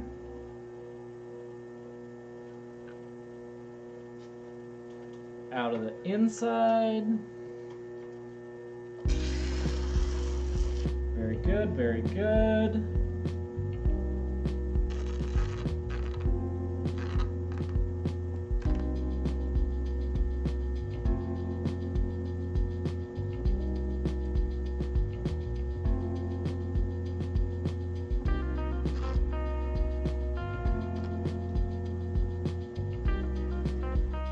Nice. This is like a perfect 12 ounce. Once this is fired, this is like a perfect 12 ounce beer can.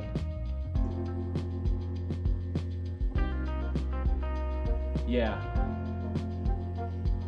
I like. 1 second here, I'll show you something.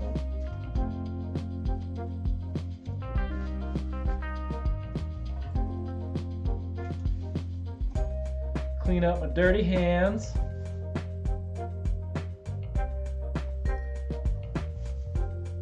This cup is what I made the last time, and this is 1.5 pounds of clay. So this is 150% more clay than right there. And you can see there's quite a bit of a size difference. This one is probably 2 inches taller. And this one is even dried out and shrunk a little bit. So this is a smaller cup, but when I'm designing these, while I'm designing these right now, I'm working out how I'm going to do this whole project. I'm going to make 100 of these, and so if I use 1.5 pounds of clay for each cup, I'm going to go through clay really quickly. And so I scaled it back to try and figure these out to just use 1 pound of clay so that I can get by with having 2 boxes. And a box of clay looks like that. That's how my clay comes. And each half of that box is 25 pounds, right? So I only need 2 boxes of clay to finish this whole project, as opposed to needing 3 boxes of clay. And for me to get clay up here in Alaska, it's currently costing me about 60 bucks for 1 box of clay, which is way more than the most I've ever paid for clay.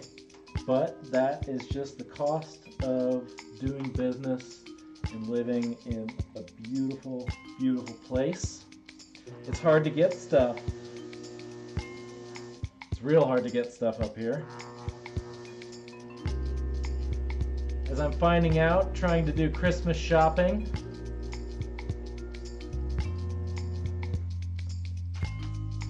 But that's just the way it goes.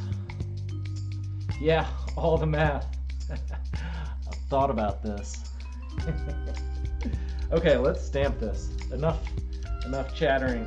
Let's make some shit. Okay, try out our new stamp. Ooh, I like this one. I can feel the texture of the stamp from the inside. I didn't quite get the bottom right. Just gonna try and line this back up.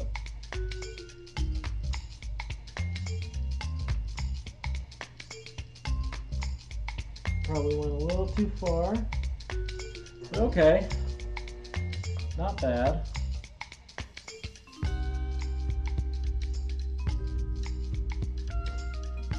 It always takes a little time to figure out a stamp, new stamp.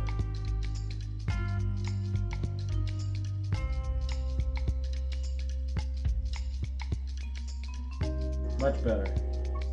And do another.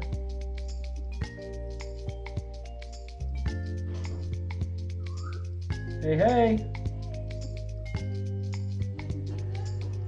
No thanks. Going great. Making some cups. My girlfriend's home.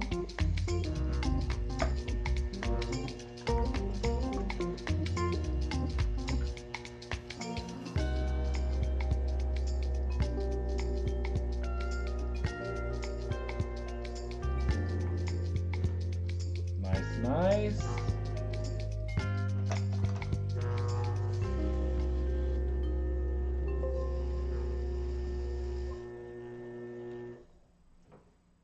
And I want this base to be just a little bit wider.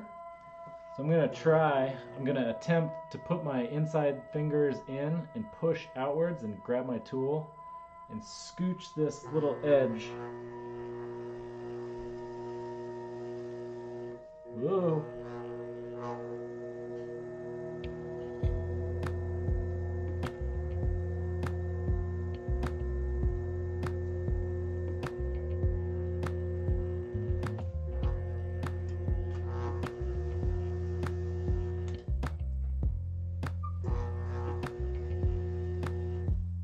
All right, I like that. That was worth the trouble.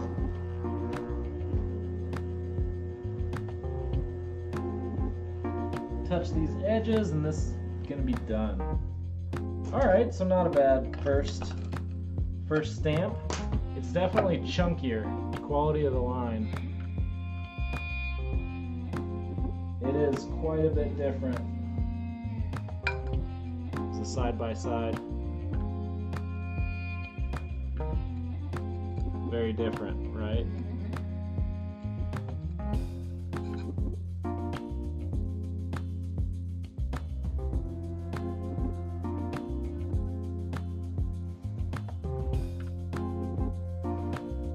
think I like the fine line a little bit better, but I think this one is gonna be cool looking with the trout, with salmon stamp. I think these two are gonna get along, play nice together. So let's keep going. We've got 3 more to make. And then I'm gonna end the stream.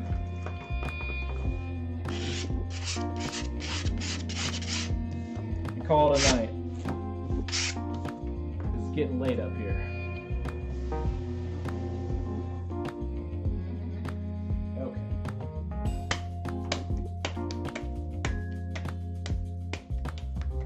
This one I can feel it's a little bit more than a pound of clay. So this is probably going to make a little bit bigger of a cup.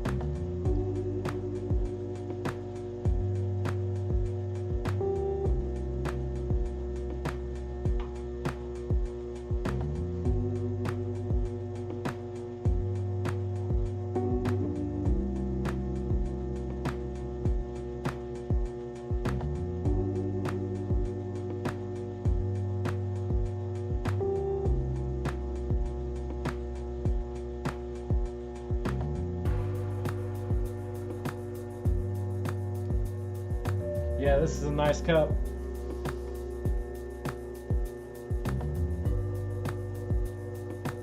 I think they really do need to be a little bit more than a pound of clay.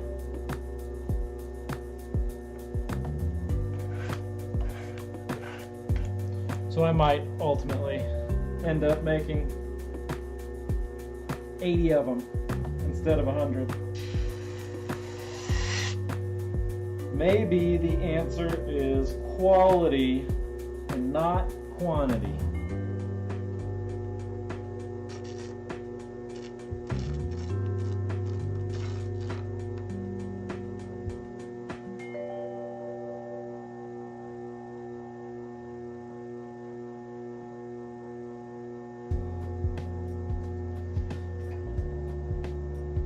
Yeah, that's a real nice cup right there.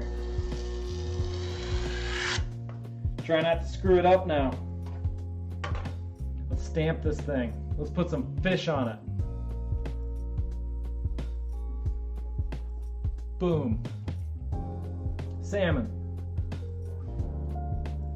And let's just jump into it. Nice.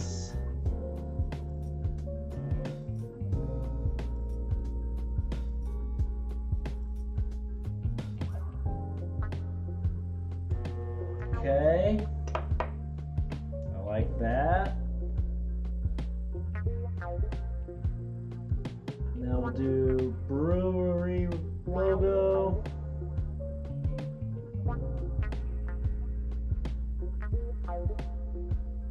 Try not to screw this up. All right, pretty good.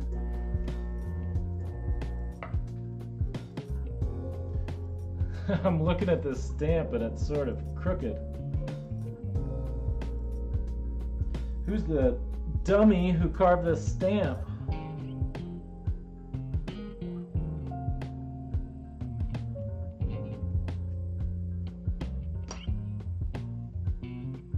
So I just put a vertical line on there so I can make sure it's not crooked. Okay.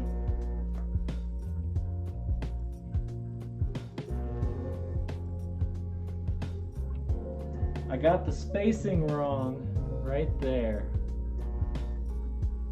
So it's not quite centered, the trout with the stamp, which made this, the two stamps touched right here. But other than that, a success.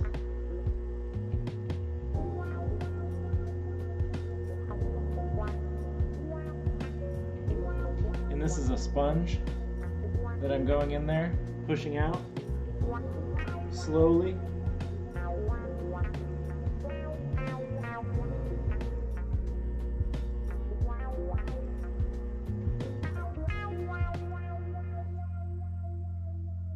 Oh, push too far.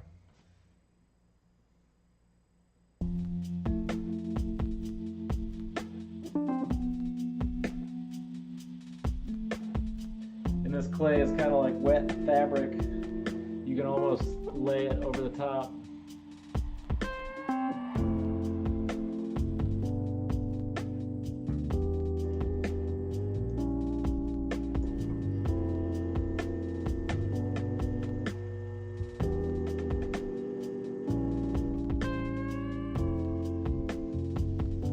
So tumbleweeds, I measure out the clay. I measure out each one of these using a scale. And so the weight of the tile doesn't factor into it. But now that I'm thinking about it,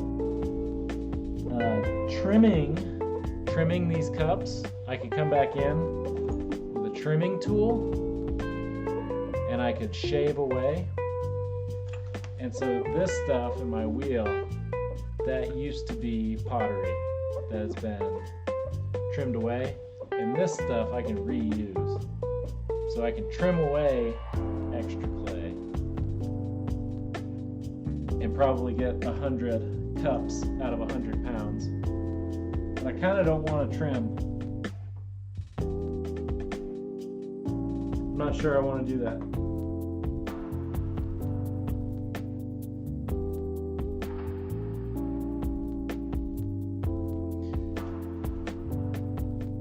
Maybe I'll just not be a cheapskate.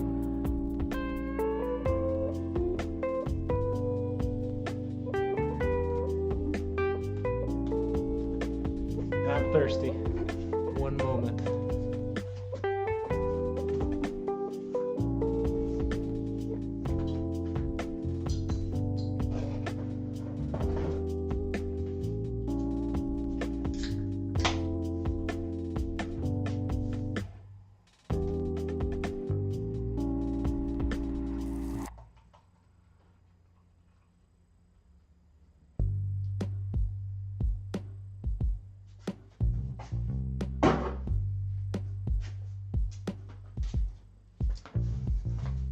Cheers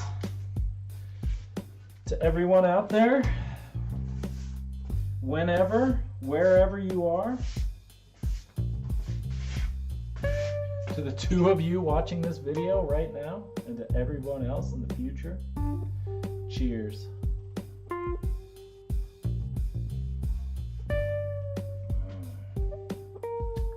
Oh yeah, that's better.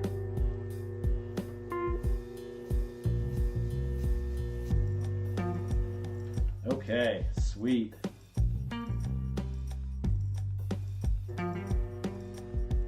That looks good. Show you this.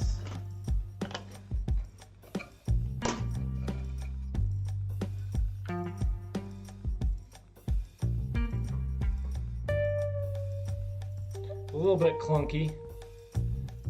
They almost all lined up.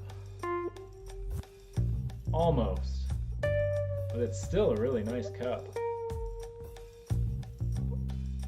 Nice form.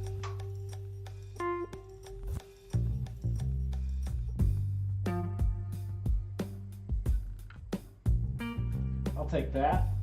Call that a successful prototype.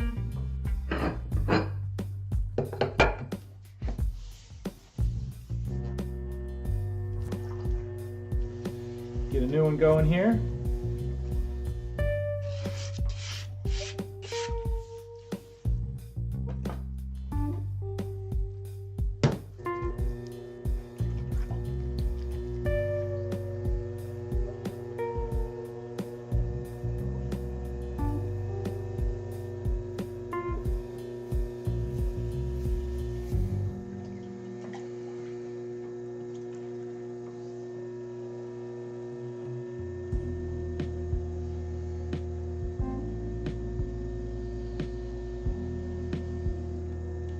That.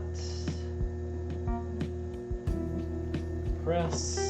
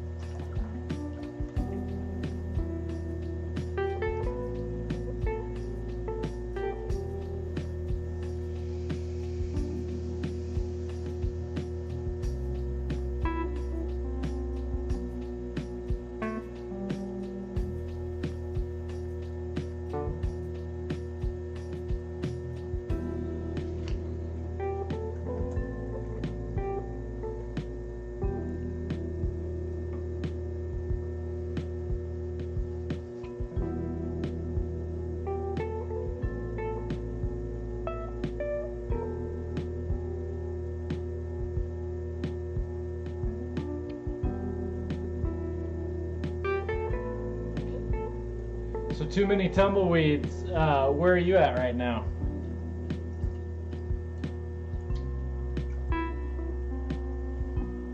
Out there in cyberspace.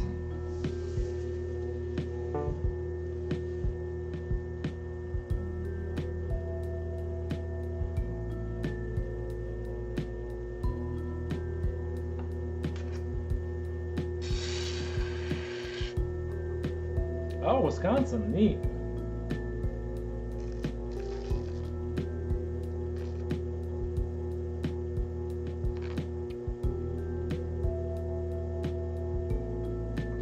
Both of my parents are from Wisconsin, and I have a lot of extended family there.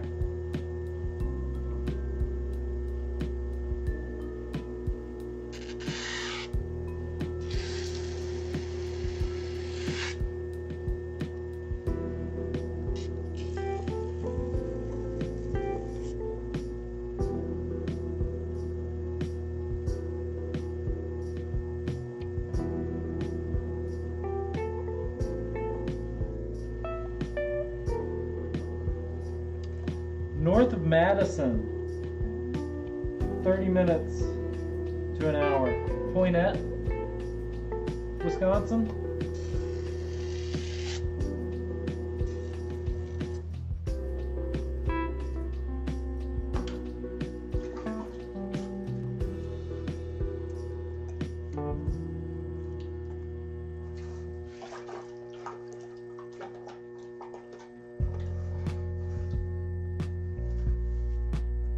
Oh, cool. Yeah, I've been to Madison a lot. all growing up, we always took family vacations back to Wisconsin, Christmas and holidays. Love the cheese. Love Spotted Cow IPA too. That is a great beer. Great beer. New Glarus is awesome.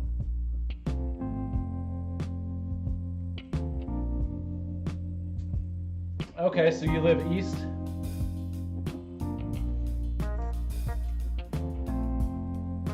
Close to the lake?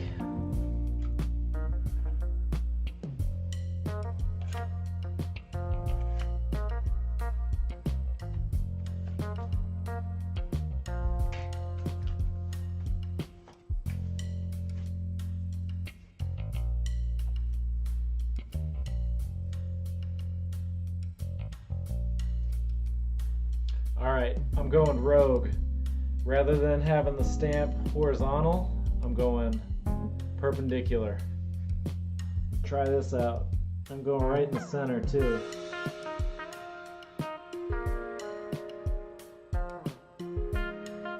Ooh, nice. I like that. Bam. That's good. Okay, now I'm going to go on the opposite side.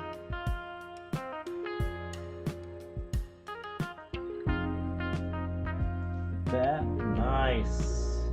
Okay, now we just need Baranoff Brewing, Baranoff Island Brewing Company. I'm gonna try and get this perfectly. I'm looking. Try and get this even.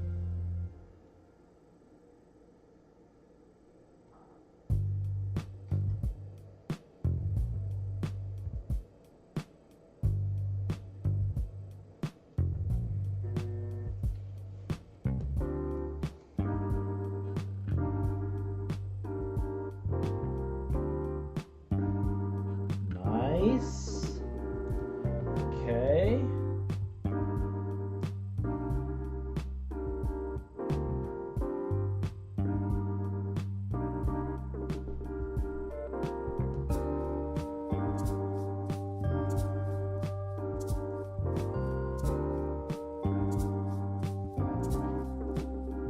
Nice. Ooh, I like that. That's my favorite so far.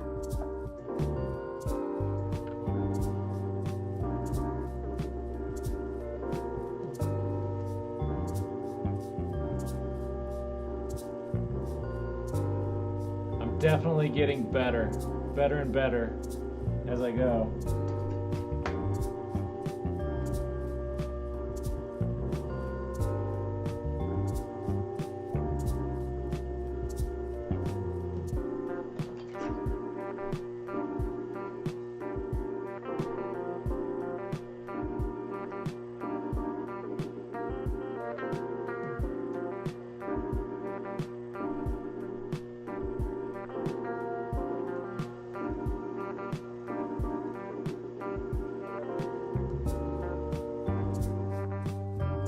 That's a cool cup.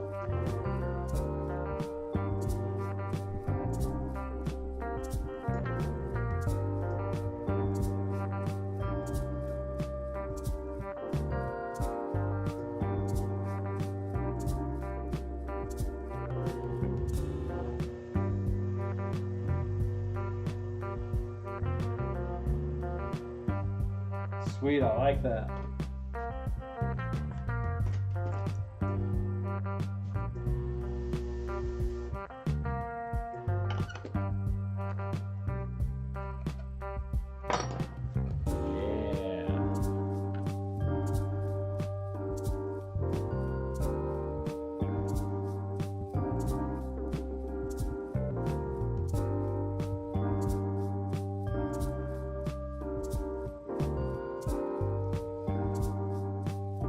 Yep, definitely the best yet.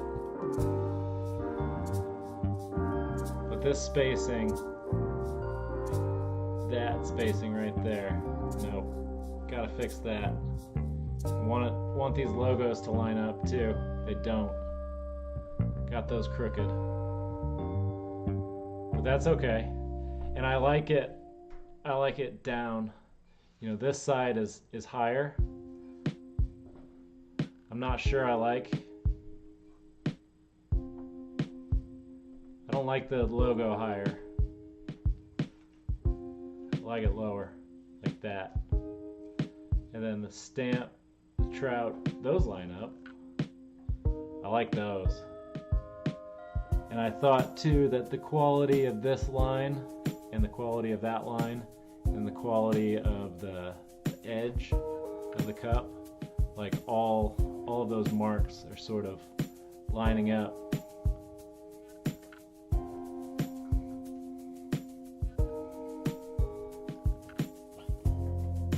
And the quality of the stamp, I don't know. The fish are great. I love the fish. And salmon are huge around here. And that's a nice crispy stamp. But this edge, the logo right there, that's a problem. Which just means going in and cleaning up the stamp. Not a big deal. You can see on the stamp it's kind of messed up. It's not crisp. You can go in with sandpaper and really clean up the stamp. It's no big deal. It's just, it takes practice, but that's probably the prototype that I'll show the owner of the brewery. Like, check these out. What do you think? I bet you he likes it.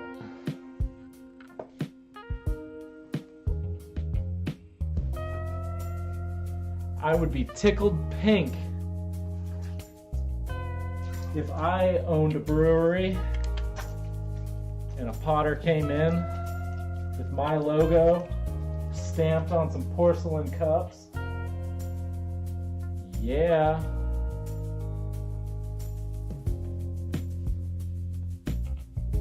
Do I have a Dremel? Yeah, I have two. I have a Dremel that I fried, and then I have a really cheap rotary tool that I bought on Amazon for like 22 bucks. A Wen.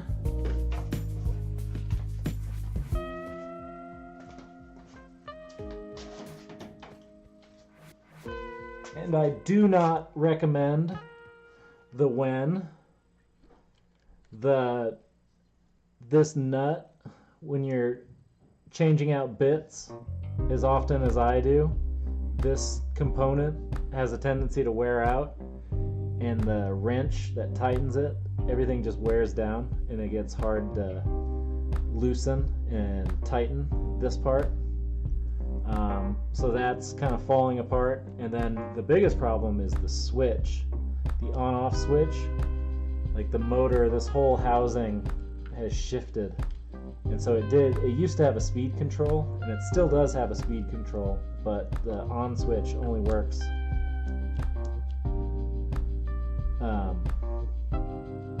yeah, and on the Dremel and this Wen tool, see if I can get that camera to focus, I use these diamond burrs.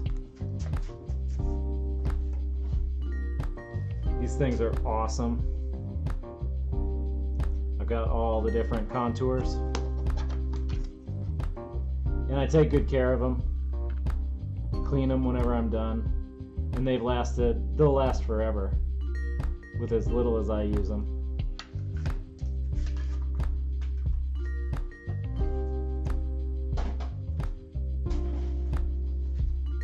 And with this plaster, you know, I don't even need to use any of those. Those are really, really aggressive. And yeah, metalwork, woodworking, ceramics, like Dremels are pretty essential equipment. But this plaster, this stuff is so soft still. And even when it's completely dry, here's my other stamp.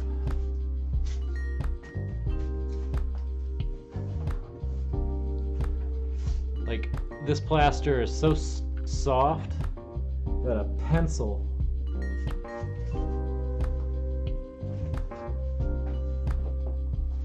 Here's a pencil. A pencil will carve into this. You know, just a little pencil lead is enough to really etch this. So it's really soft stuff. And as much as I can help it, I try not to use rotary tools because they kick up so much dust. They're just kind of nasty. You know, I reserve most of my Dremel work for finishing pots.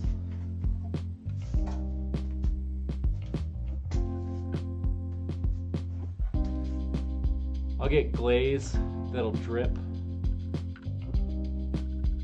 and stick to the shelves, and so I'll have to go back and clean and polish that glass.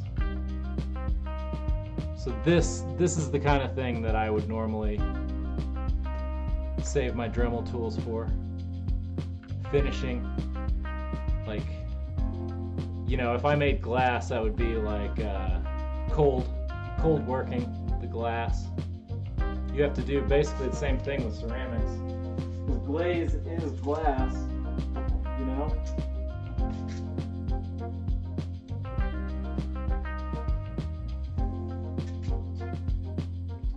Okay, pardon the interruption for 1 second.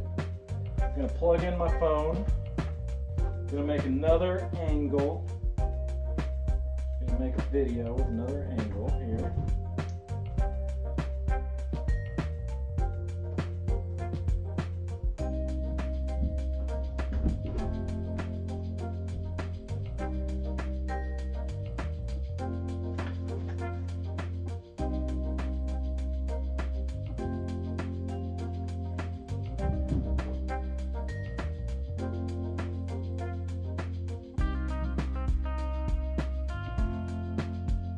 Okay.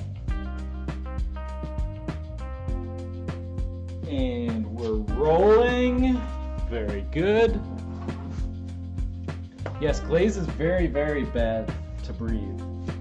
It causes silicosis and it builds up cumulatively in your lungs, and it never ever goes away. It goes in, but it never ever comes out. And over years and years and years, all that ceramic dust, clay, and glaze, it all has silica.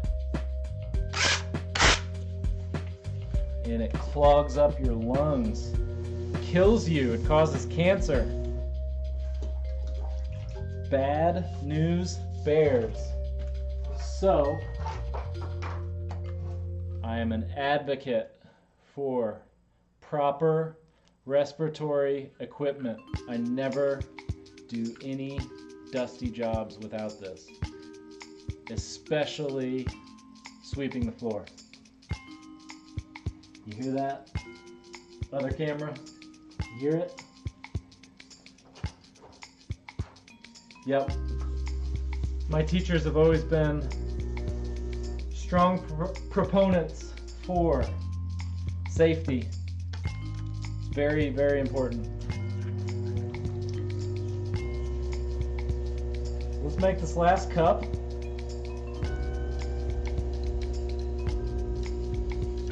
Using our new stamps that we got, that I made earlier.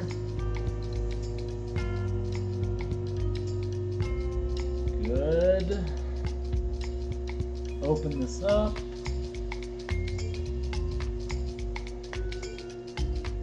Come in with a wooden rib that is right here. Compress that floor, smooth everything off and make it look nice and pretty.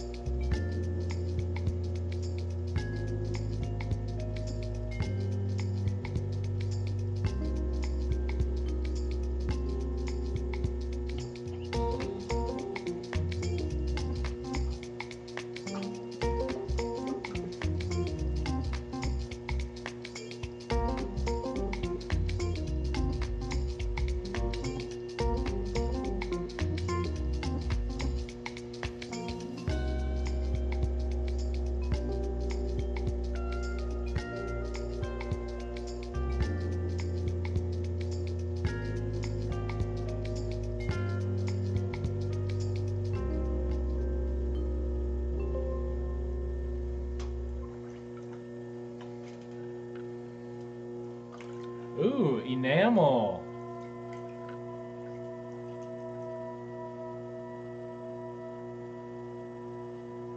I knew somebody who did a lot of enamel work when I was an undergrad at Indiana University. I went to school with somebody who was a metal worker, and they knew a lot about enamels, and they were really beautiful. Enamel on silver.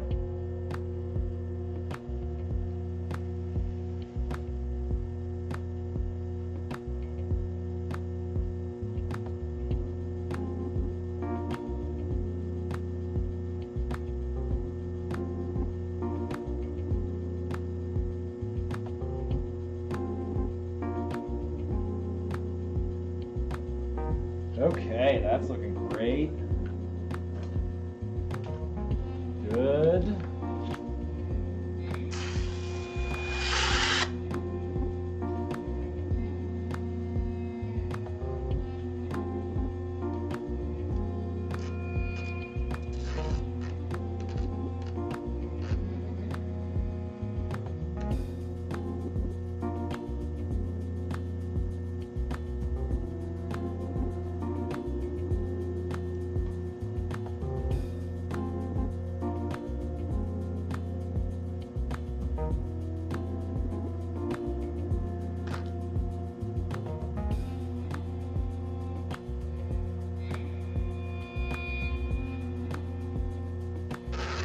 Sweet. Like that.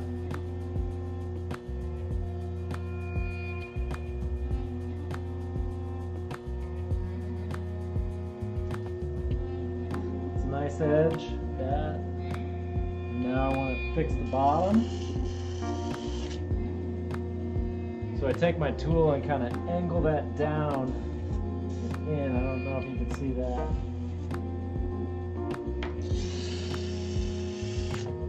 Kind of cuts an edge. I can also take this tool and flip it around and angle the tool upwards, and it kind of lifts that clay up, gives it a little fold, and it gives that clay a little edge. That kind of mimics the edge right there. So I've got a start and a finish to this pot. There's a logic to those parts.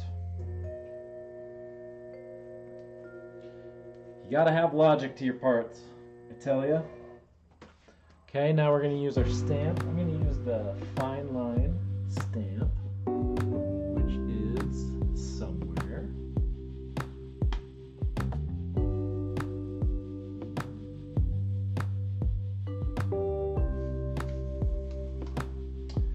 Somewhere. If I was a fine line stamp, where would I be? Is it still going?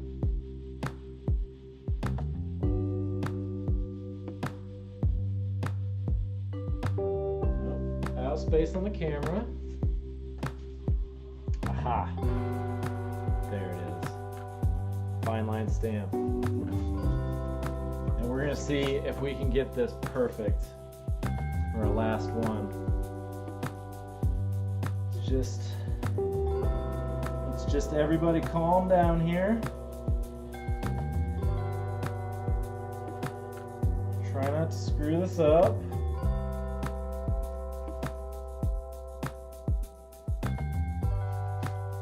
Let's just everybody calm down.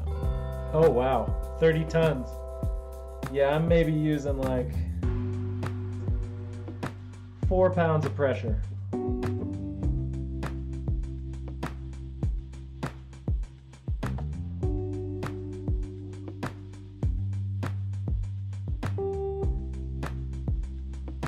Ooh, nice. I like that. Okay, now the mistake I made on the last one was I did the stamp and then I dropped down and stamped in. So I got to get it lined up. Not just side to side along this axis, but also this axis. A lot of complications in pottery making. Okay, I think that looks good. Don't panic. Don't panic. Steady. Steady. Don't screw this up. Nice. Easy. Easy does it. Not too fast. Not too fast. Oh, yes. The most perfect one. Well, not so perfect because that part stuck out a little bit. Ooh, that's good. That's good. That's real good. Okay, now I like that. I like that a lot. Now we're gonna go for salmon. Salmon stamps. Lateral. That makes sense too because the salmon has a lateral stripe across its body. So we're gonna do this, the salmon laterally. It all checks out. Okay, and then I'm gonna line this up, try and get this right. Don't screw it up.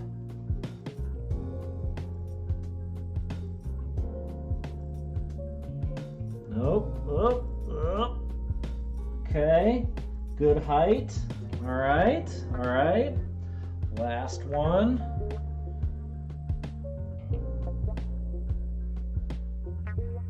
Last one.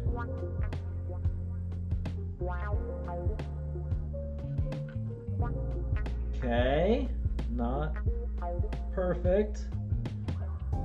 The B. B minus. B average.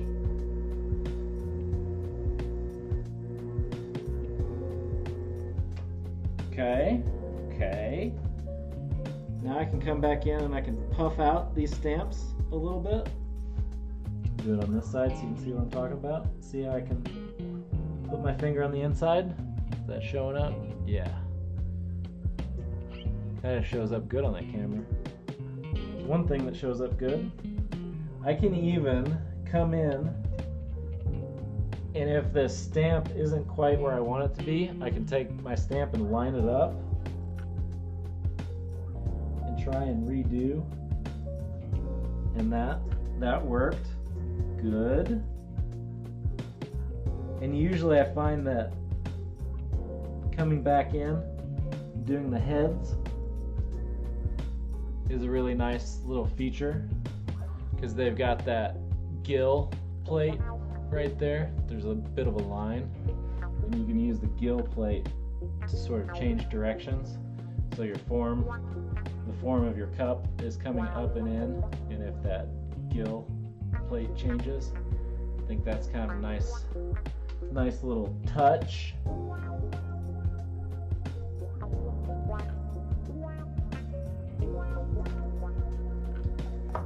Literally and figuratively.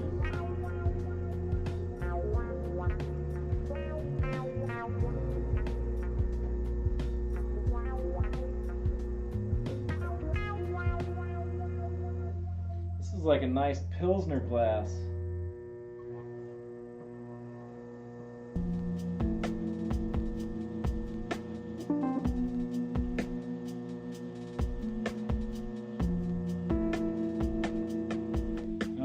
I changed it into a pint glass.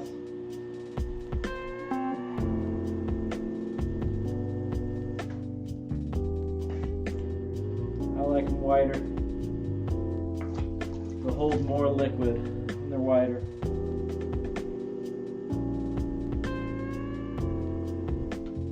But that's nice. That's probably the best one out of all of them.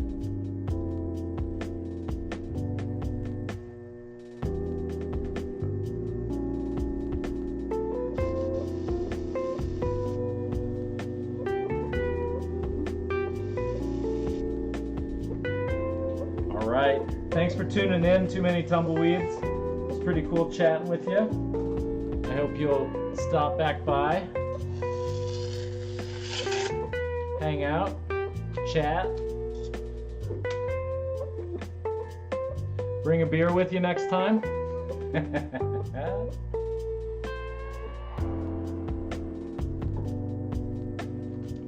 sit around and talk about life and make some pottery, make some cups.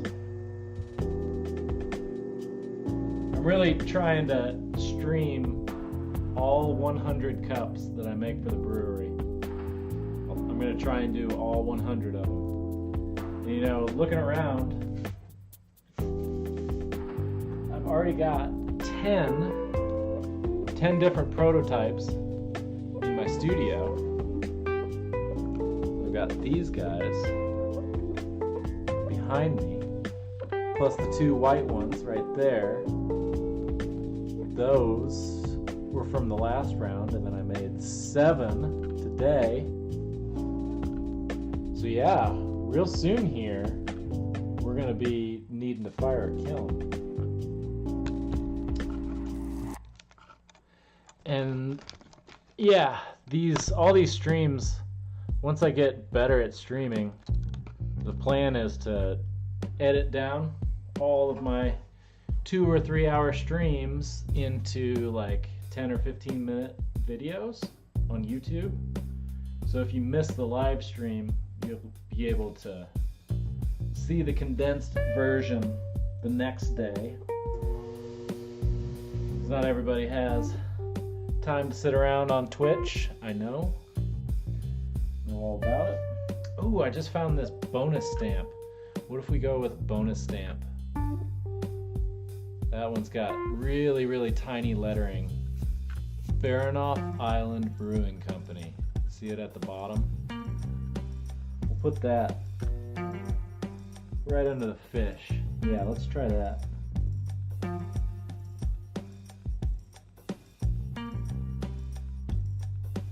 Nice. I like that.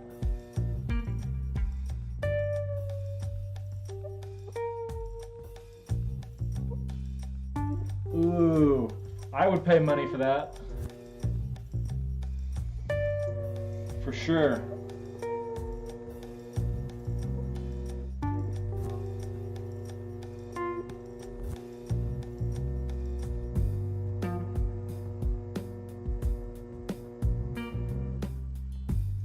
If I walked into a brewery and they had clay cups with fish stamped on them, it would be over. They would get my money immediately. Baranoff Island Brewing Company. Yep.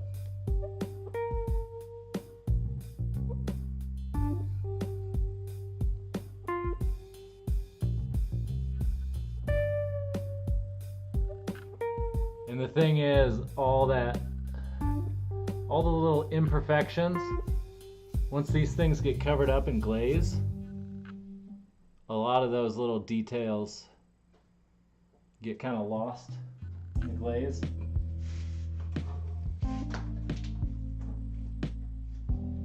And you can get some really, really beautiful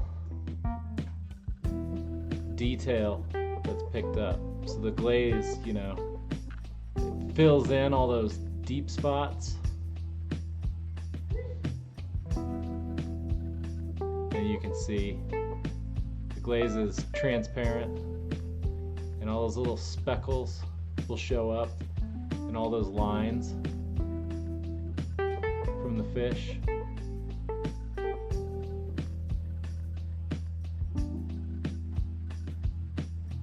So that's the idea, you know, this is a pot that's been finished.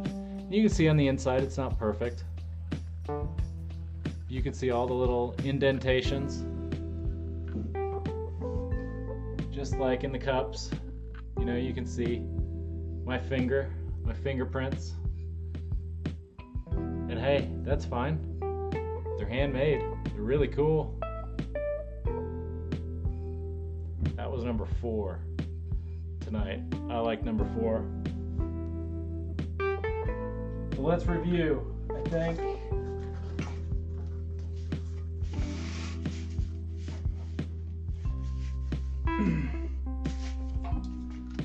I'll just leave the webcam there. I was gonna move the webcam, but that's too much. I don't want to get fingerprints on everything. All right, here was number 1.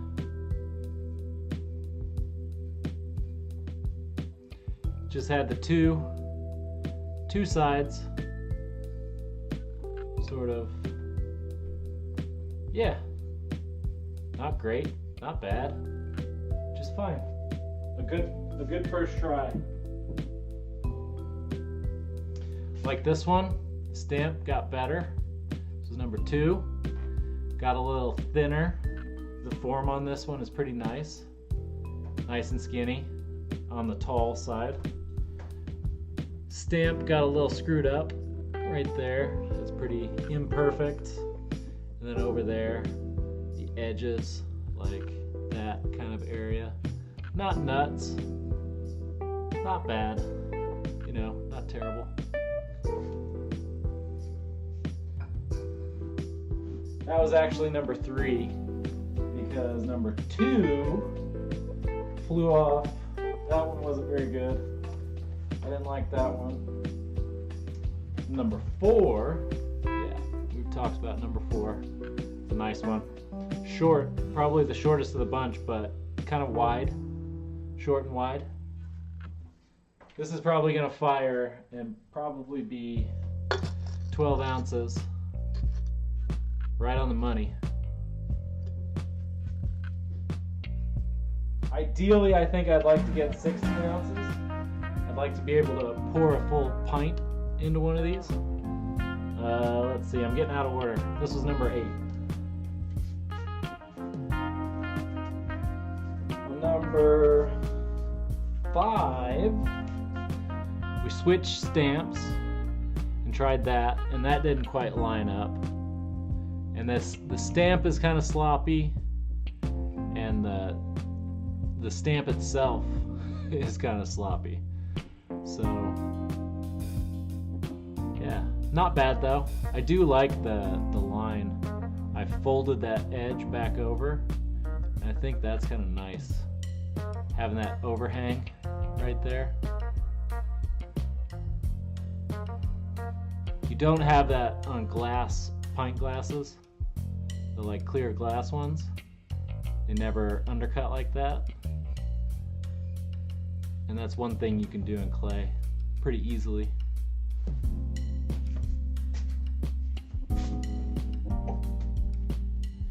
Then what?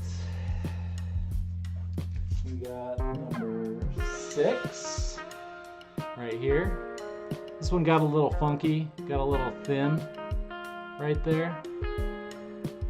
I got a little too crazy with the stamp. Fish got a little too close, so that didn't quite line up. I would totally, if I was gonna make this style, I would get those to line up better. Nice form, a little wide on the bottom, but not bad.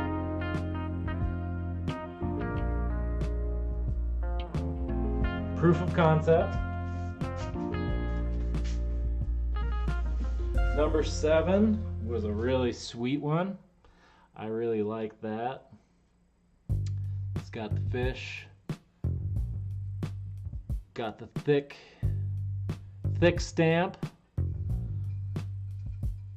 which looks better on that side. The spacing, I think, is better there. Fish look good. Nice impressions, nice proportions, nice size. Again, that's going to be like a perfect 12-ounce beer can with just a little bit of extra room for foam. By the time this is all fired and shrunk, it'll be a real nice little cup. Last but not least, we got 3 different stamps. Okay, we've got our fine line plaster stamp that we made last night. Nice and crisp, precise.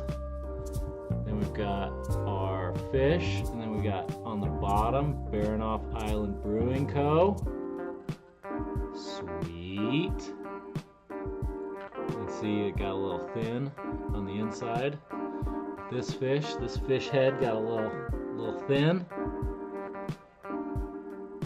but I like the added chop on the bottom. And then two, you gotta think about where my signature. This is my name signature. This is the plaster stamp that I use all of my pots. Come on, focus. There we go. So on this one, I might say stamp goes, boom, right there, Fisk. I'll stamp my name on that cup any day. Alright, thanks again. Those of you who tuned in live, those of you who are watching now, I'll see you soon.